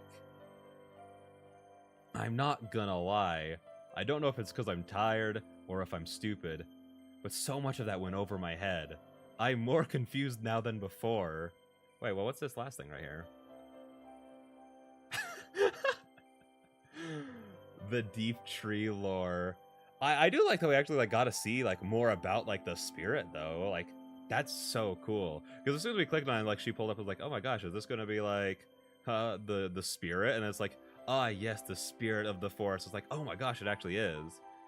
Find the Easter egg on the title screen. What the what? Hang on. Return? Is there something to click on here? Maybe if I just click on everything. Do you got any hints as to what the Easter egg is? Hint, it's in the logo. Ooh. It's in the logo.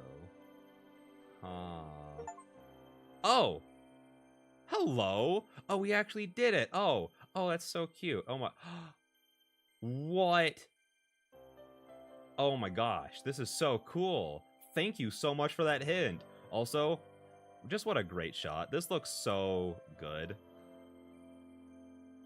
Oh, this is so cool. You can just completely change your title screen. That's awesome.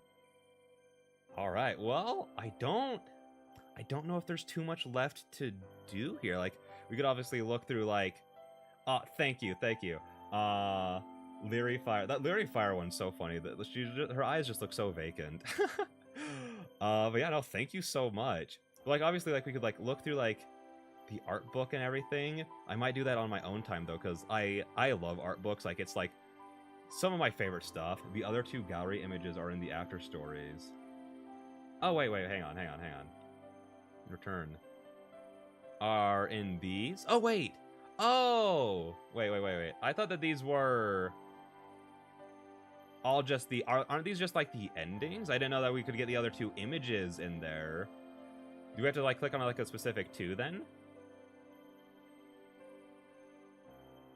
Also, I need more water. I'm very dehydrated. No, they're new epilogues? Oh. So then you can play through them. Wait, oh, so these are all new epilogues? Okay, hang on.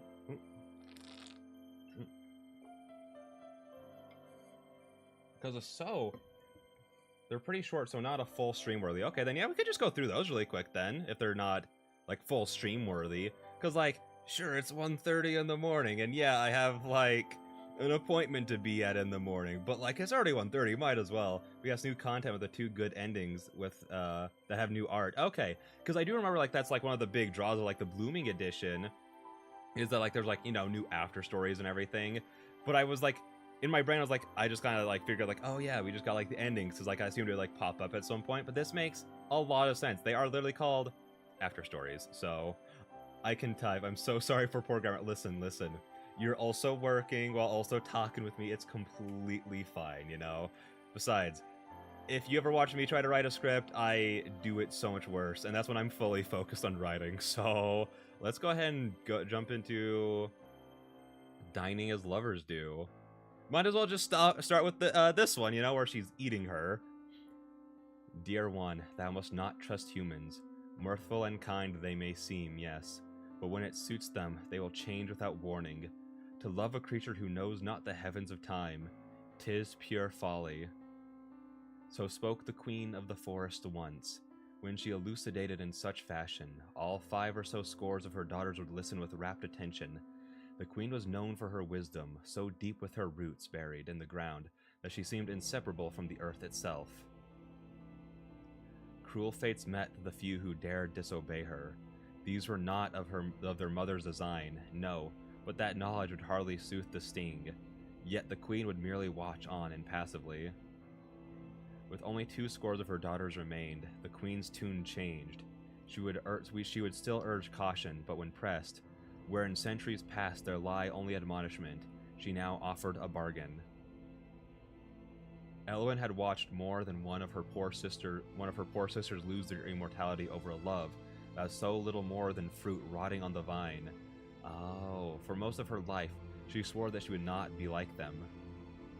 But then the princess came into the forest, and Cassidy was different. That golden aura Elwyn saw around the princess had to be real, she thought. Cassidy was not like other humans. She possessed the most innocent of hearts, pure and naive. She would love true. A sickly sweet voice traced along Racemuse? We're gonna go with that. So heavy with wisteria blossoms that they almost touched the earth.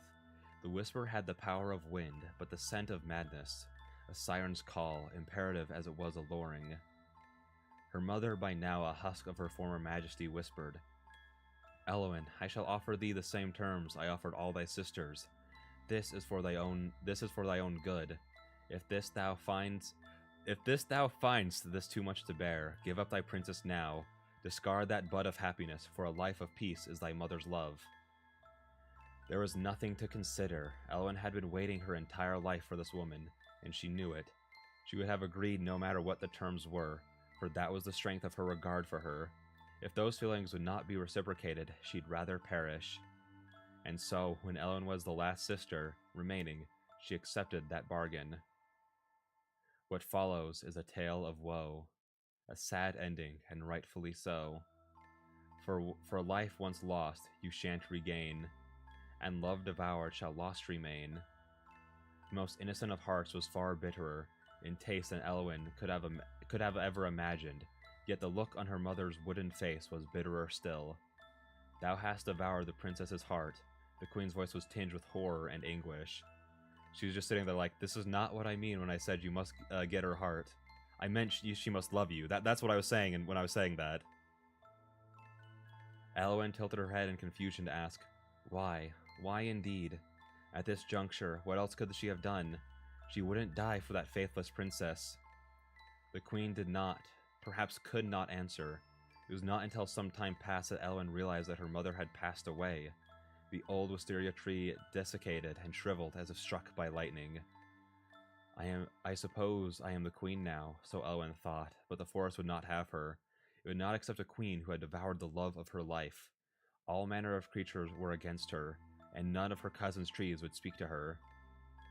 What Elwyn possessed now was hunger, a gaping maw that could not be satisfied by the sun and water alone as before. She lived on the very edge of the forest, blending in with the shadows to hunt. She could only be satisfied but now by human flesh.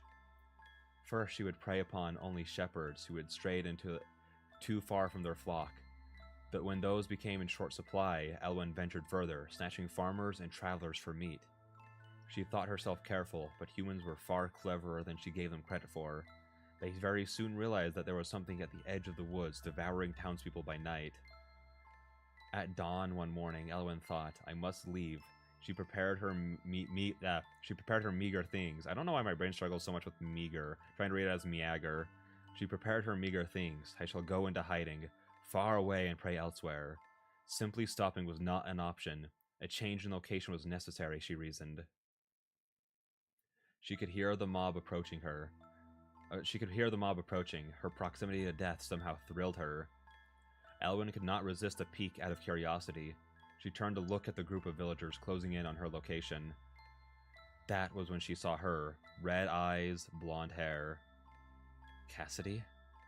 Of course it wasn't the princess. It couldn't be. Besides, the child was too young, her skin too fair. I don't like where this is going. But the moment of hesitation was all it took. But Elwyn felt next with the sting of arrows sinking into her flesh. The village archers were fierce and true in their aim, spurred on by the loss of friends and family. Even then, Elwyn could not help but stare at the child, the one who in passing resembled her devoured princess. The girl's face was furrowed in disgust and hate. A rasp echoed in Elwyn's lips in her final moments. In the end, I really became a... The word monster was swallowed by the wind, heard by none. She had such a happy life.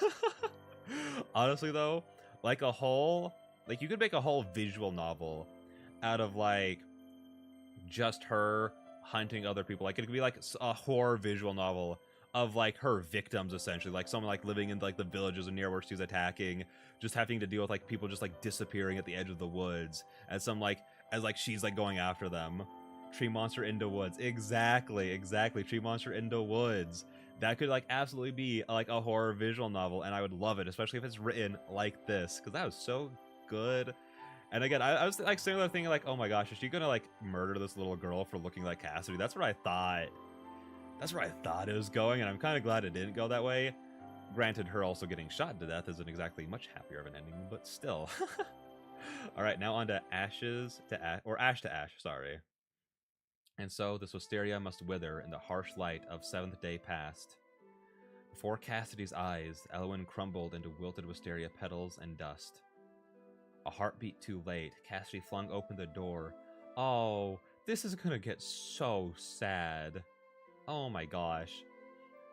A heartbeat too late, Cassidy flung open the door and lunged, reaching for the petals and dust that still lingered in midair, gathering them up in her arms. Tears flooded the princess's eyes. I knew nothing about Elwyn, nothing at all. What had the woman been thinking in her final moments? Was she fearful of death? Disappointed by Cassidy's betrayal? All Cassidy could think now was that the look of regret on Elwyn's face could not possibly have been demonic in nature.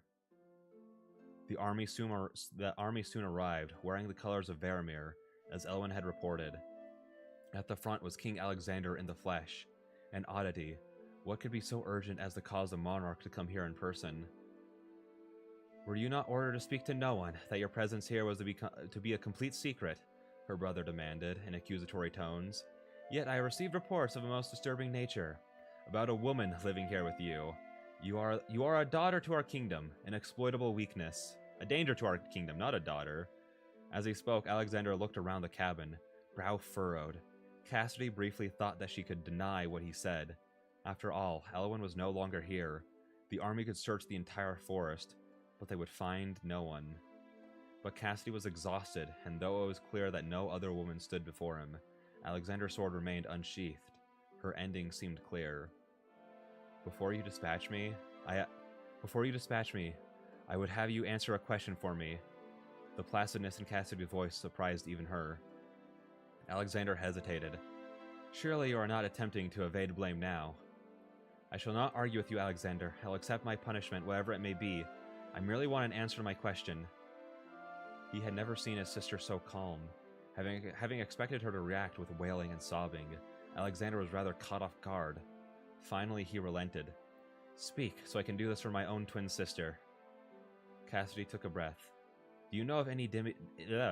I was about to say demos. Do you know of any demons living in these woods, or of a foul nature? I fear I may have encountered one. Alexander rubbed his chin in thought. Had I known of demons living here, I never would have sent you. What sort of man do you take me for? I mean, I guess it technically is far out of what you do, because you're a freak, but you'd still do something pretty terrible. So the answer is no. Frankly, the premise makes no sense. From what is recorded in texts, demons are born from negative emotions and are at odds with the power of nature. If such a being came from flowers, they would most likely be some sort of spirit, most likely benevolent. Cassidy's heart dropped. I see. To be sure, I am no expert on such matters. It is all hearsay as far as I am concerned. Is this really your final request, sister? Yes, I am perfectly satisfied.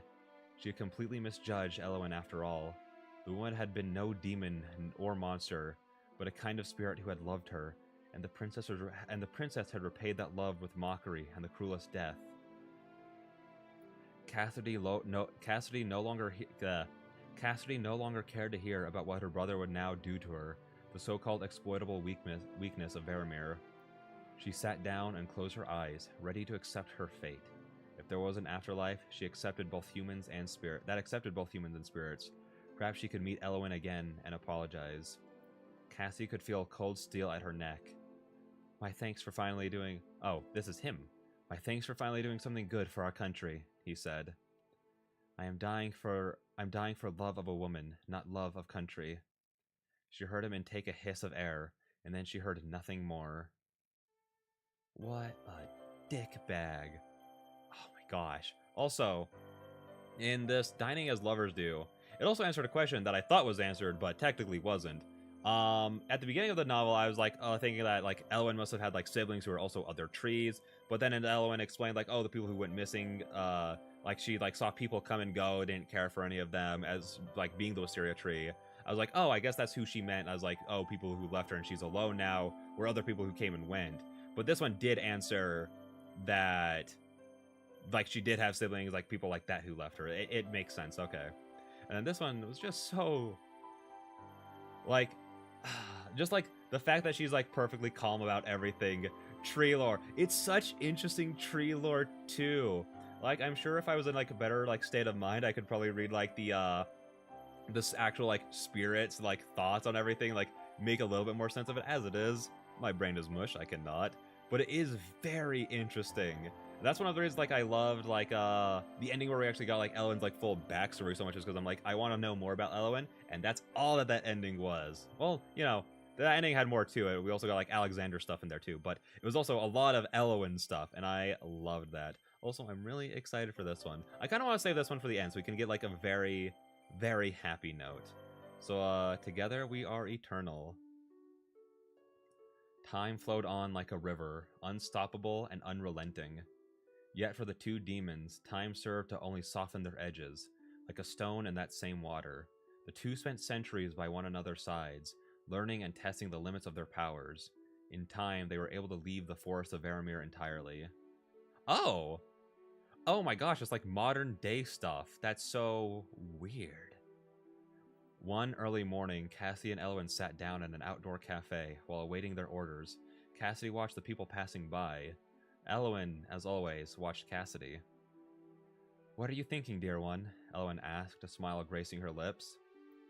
Cassidy yawned. "Oh, nothing in particular. Just wondering what the hurry is. All of these people are rushing off to somewhere or another. I suppose it's because they're all going to die soon." I'm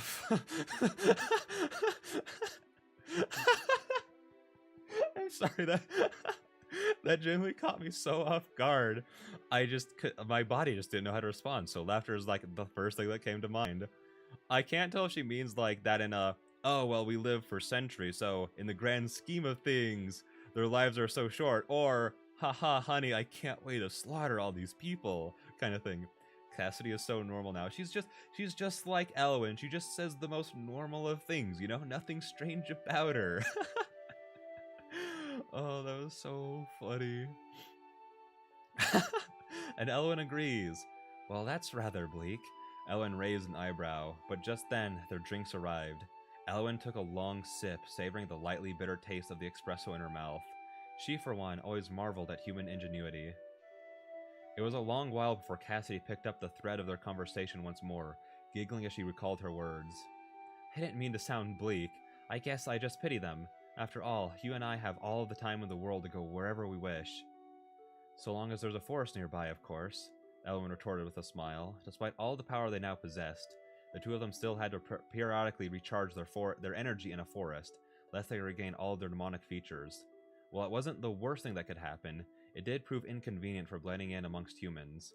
I mean, I guess, unless, forestation keeps going the way it's going, then in a couple hundred years, or a few decades, depending on how things go, you could then run out of energy, but for now, that seems like a pretty decent weakness for just immortality. I'd take that, personally. "Well, I have little interest in traversing any deserts anyway. It's of no loss to me, my love," Cassidy shrugged. The two women chatted about this and that as they drank their coffees. Even after so many hundreds of years, the two had so much to share with one another. It seemed their conversations would never dry up. During a short lull in their discussions, Elwyn took a moment to scroll through the local news on her phone. They'd only been in the city for a few days, but it seemed familiar somehow. Oh, no wonder. What is it, Elwyn? "The city we're in, it used to be the capital of Varamir some 400 years ago or so. The museum is doing a special exhibit about it." Cassidy's perfect brow furrowed. Varamir. She considered the word for a few moments before realization dawned. "Ah, Varamir, really?" Elwyn chuckled.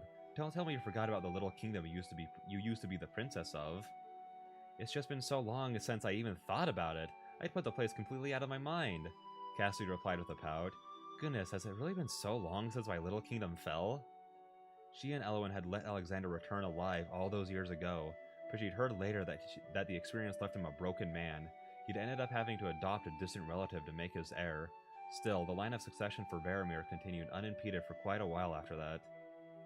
All kingdoms one day fell, however, and Varamir was no exception. Curiosity blooming in her more usually apathetic heart, Cassidy browsed current information on Varamir on her own phone, scrolling through the text to soak in the summation of its several most recent centuries of history. Cassidy let out a gasp. "My love, it's already been nearly 800 years that we've been together. Can you believe it?"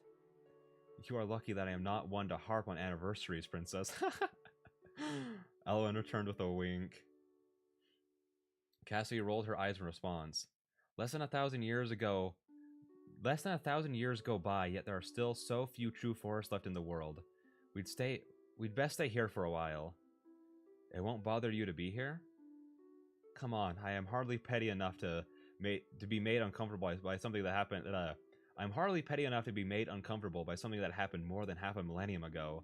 Cassidy shook her head in exasperation. Yeah, to be fair, if you were still holding a grudge after 800 years, I might tell you to just get over it at that point, you know? Yes, I can be petty enough for us both. This Cassidy knew to be true. Elwyn could hold a grudge for decades. Still, Elwyn smiled, I am glad that we can stay put for a little bit. I truly abhor airplanes. She wasn't much for ships either, truth be told. Automobiles were pretty much the only form of transportation that would make Elwyn sick to her stomach. That wouldn't make Elwyn sick to her stomach. Cassidy continued her people watching for a little while before murmuring, Humans certainly are resilient. The old capital burned to the ground when Varamir was lost, but look at what they've built up from those ashes since then. Elwyn took another sip of her coffee before gently saying, People are born and then die. Cities rise and fall. The only constant is the love I have for you, my sweet, cynical princess. That may be, but I believe your gift is cheap. But I believe you're cheap. I am so tired right now. I think my brain's turning off. But I believe your gift for cheap flattery is just as constant, Elwyn. Despite saying this, Cassie leaned in and pecked a kiss on Elwyn's lips. Soon enough, their food arrived, the waiter apologizing profusely for the long wait, and they dug in with relish. Just another day, ordinary as the hundreds of thousands that came before, filled as always with love and light. You said your love was a flame, warm and dazzling, burning bright. For my own love, the moon I claim, with watches over you, day and night. All right, that one wasn't as sad as I thought it was going to be. Like, granted, it did kind of technically have a happy ending with, like, slaughtering all of Alexander's men and sending him home crazy. But I just feel like where it could go from there might be a little sad. Like, I thought it might be like, oh, yeah, and then, like, the rest of Alexander's army actually came for them or something like that. Like, I don't know. That's just where my brain went to, and I'm glad that that didn't happen. That they actually got to, like, live together for a while. But I'm really excited about this one, because this ending was adorable. Lol. Yeah, I just thought it was gonna be like sadder than that, but like I'm so happy that it wasn't. Wave changed you for too much tragedy. Listen, in a visual novel where there's only 2 happy endings and then an entire page of tragedy, you conditioned us well to expect it, you know? We get used to it pretty fast. But now my brain is actual mush. Then again, that's why I saved Truly Free for the end, because it's so happy, and I loved it so much. That's what we're ending with. On the first step of our journey, you are smiling next to me. When my foot sets down the last step, surely there you still will be. The 2 ladies tasting adventure and freedom for the first time in either of their lives were rather drunk on it. They had no interest in the surrounding towns initially, but Cassidy well knew that staying in Varamir at all would be a danger to both of them. So they scrounged together what valuables were left in the cottage, sold them off, and then immediately took a ship for another continent, where Cassidy would surely not be recognized. They think you dead. Is there truly a need for such caution? Elwyn asked in a bemused tone after they boarded the ship. I fear Alexander won't let it go. If he doesn't see my body for himself, Cassidy replied with a shudder. Over the last several days, she had much time to reminisce and re-examine what she thought she knew. Under such scrutiny, more and more of her brother's actions were rendered inexplicable. She feared him more than a little mad. At the very least, his obsession with controlling her did not bode well. Perhaps she thought, this is what's best for Alexander as well. Without my existence plaguing him, he can focus on governance. I hope that's the way it goes, and he doesn't just turn into an even bigger psychopath. As if sensing her lover's melancholy, Elwyn put an arm around Cassidy's shoulder and gave them a reassuring squeeze. However, the roles were soon reversed as it quickly became apparent that Elwyn was ill-suited for water travel. I was actually sitting there this whole time thinking, like, are they gonna bring up the fact that Elwyn can't travel on boats that I just read in the next, the last thing, you know? So I'm glad that they did that. Elwyn held onto the deck for dear life, her face turning green from her extreme nausea. Cassidy wasn't sure whether to stay and support her or go running to find a bucket. She finally opted for the latter, which Elwyn reluctantly but violently utilized. After everything that we have been through, is this what shall claim my life? She muttered and groaned. Cassidy giggled nervously. Come now, Elwyn. 'Tis only a boat. You'll get used to it soon. She rubbed Elwyn's back gently. Elwyn did not seem to believe the ex-princess's words in the least. It was a far cry from the romantic sea voyage that Cassidy had envisioned, with her spending most of her time nursing Elwyn, but the 2 of them eventually landed on the shores of the Gyrionic Empire nonetheless. armed with only some money and somewhat tattered book on the Gyrionic language, they took their first steps onto the soil of another continent. Cassia thought herself used to hardship, having had to eke out a living in the woods after living as a pampered princess. In truth, however, even then she had been provided for. She had received regular shipments of supplies and only had to do some cooking and cleaning. Now, the two of them would truly have to earn a living. As lovely as it would be to spend all of our time sightseeing, we have embarrassingly little money, Cassidy pouted. She had explained to Elwyn the concept of money, teaching the former tree spirit that it was used to procure goods and oh my gosh. That's why Elwyn has no idea about stuff like knocking or anything like that, because she's a tree. Oh my gosh. Money, eh? Perhaps I can be of some use there, Elwyn murmured. It turned out that despite becoming mostly human, she retained a little bit of her magic power. Elwyn was able to induce flowers to bloom and generally keep plants in good health. The two of them decided to stay in the Gyrionic Empire for a while, to put down roots, so to speak. Nice. They worked hard at learning the language and finding ways to make money to live on. To that end, Cassidy began working at an inn. She was especially depended upon as an interpreter when travelers came through from her old continent. That would be terrifying, though. Like, imagine if someone just recognized her, you know? That would be so scary. I wonder how many tree puns are on way. There are some that I like smile to myself about and being like, is that a pun? But I'm sure that like there are so many that I haven't even registered, because it hasn't been that many actually. I think I've only like smiled to myself about like one or two. So the way that you're saying that makes me think that there are aplenty. Elwyn, on the other hand, now I'm going to just be looking out for it this whole time. Granted, I say that as if we're not at the end basically, but you know, whatever. Elwyn, on the other hand, took up work as a street florist and apothecary, selling both intricately designed bouquets and medicinal herbs. It wasn't anywhere close to Cassidy's previous living standards, yet she passed each day, no matter how difficult, in utter bliss. After all, she was free, with the woman she loved by her side. And so the months passed. Elwyn's business ended up doing so well that Cassidy was able to leave her job at the inn to work as her lover's assistant. That is so cute. Them working together in Elwyn's flower shop and apothecary. That is adorable. Oh my gosh, look at their fits. I love it. Oh my gosh.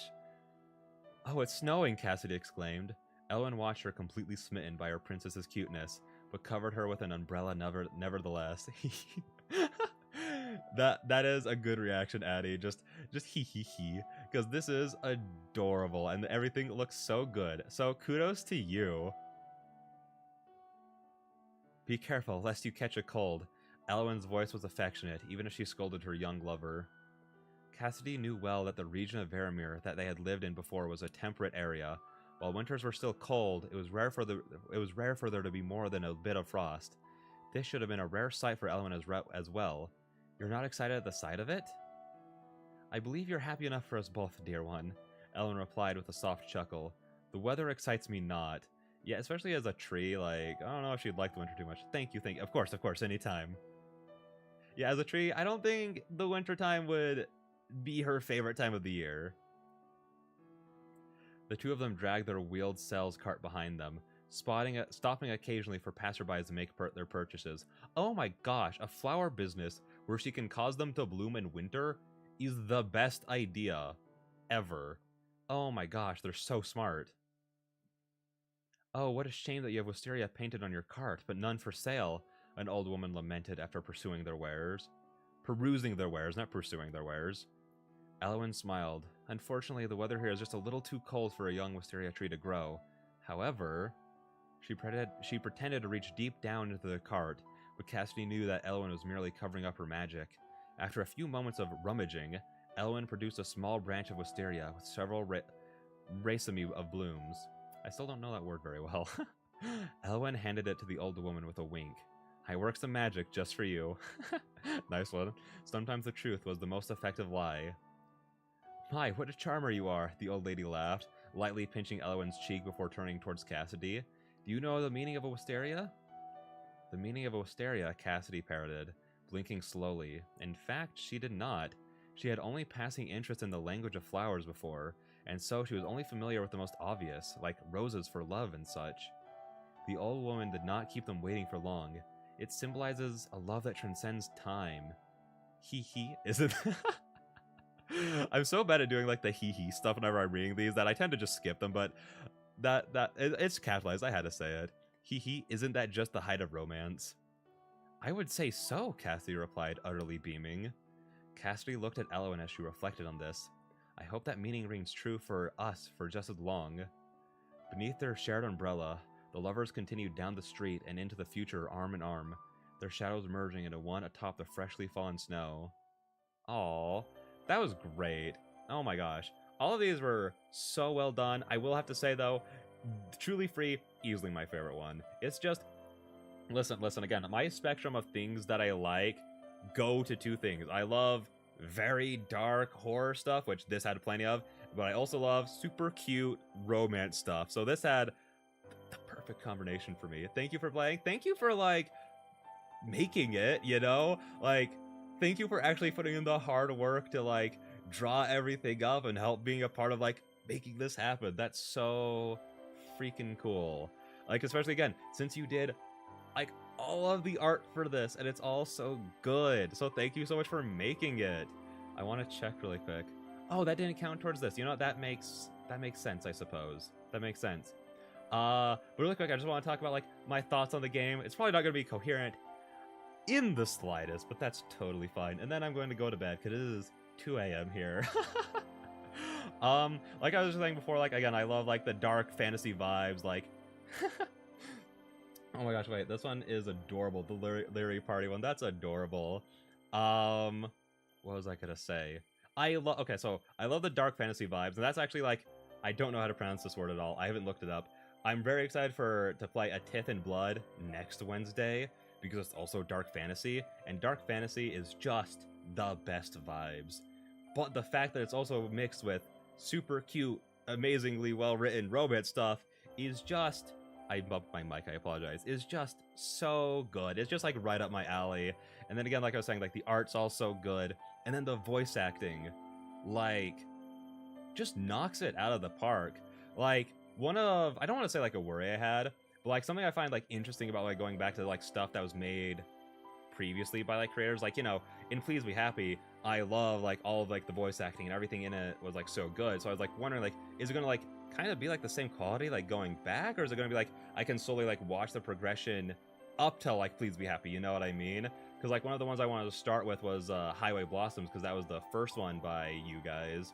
So it's like I kind of want to watch like the progression from there up to Please Be Happy. But like after going back to this, which I think this was only like released like what, like a year or two before Please Be Happy, it is interesting to see like it's just like just as high quality, especially again with like the voice acting and everything. That was such a long tangent to say that the voice acting was superb. Like all three of these guys here, like even though Alexander didn't have too many lines, he perfectly captured just the awfulness that is Alexander. And then I loved listening to like the guards. They all just sounded so funny to me. The game came out in 2020, I think, but the VA was released this year. Oh wait, really? That was recorded like 2 years. You know what? As long as it's added now. I didn't know that like the original didn't have the voice acting. I must have like I probably read that over on like the Kickstarter page. Also, I just shook my mic. I apologize if that like came through at all.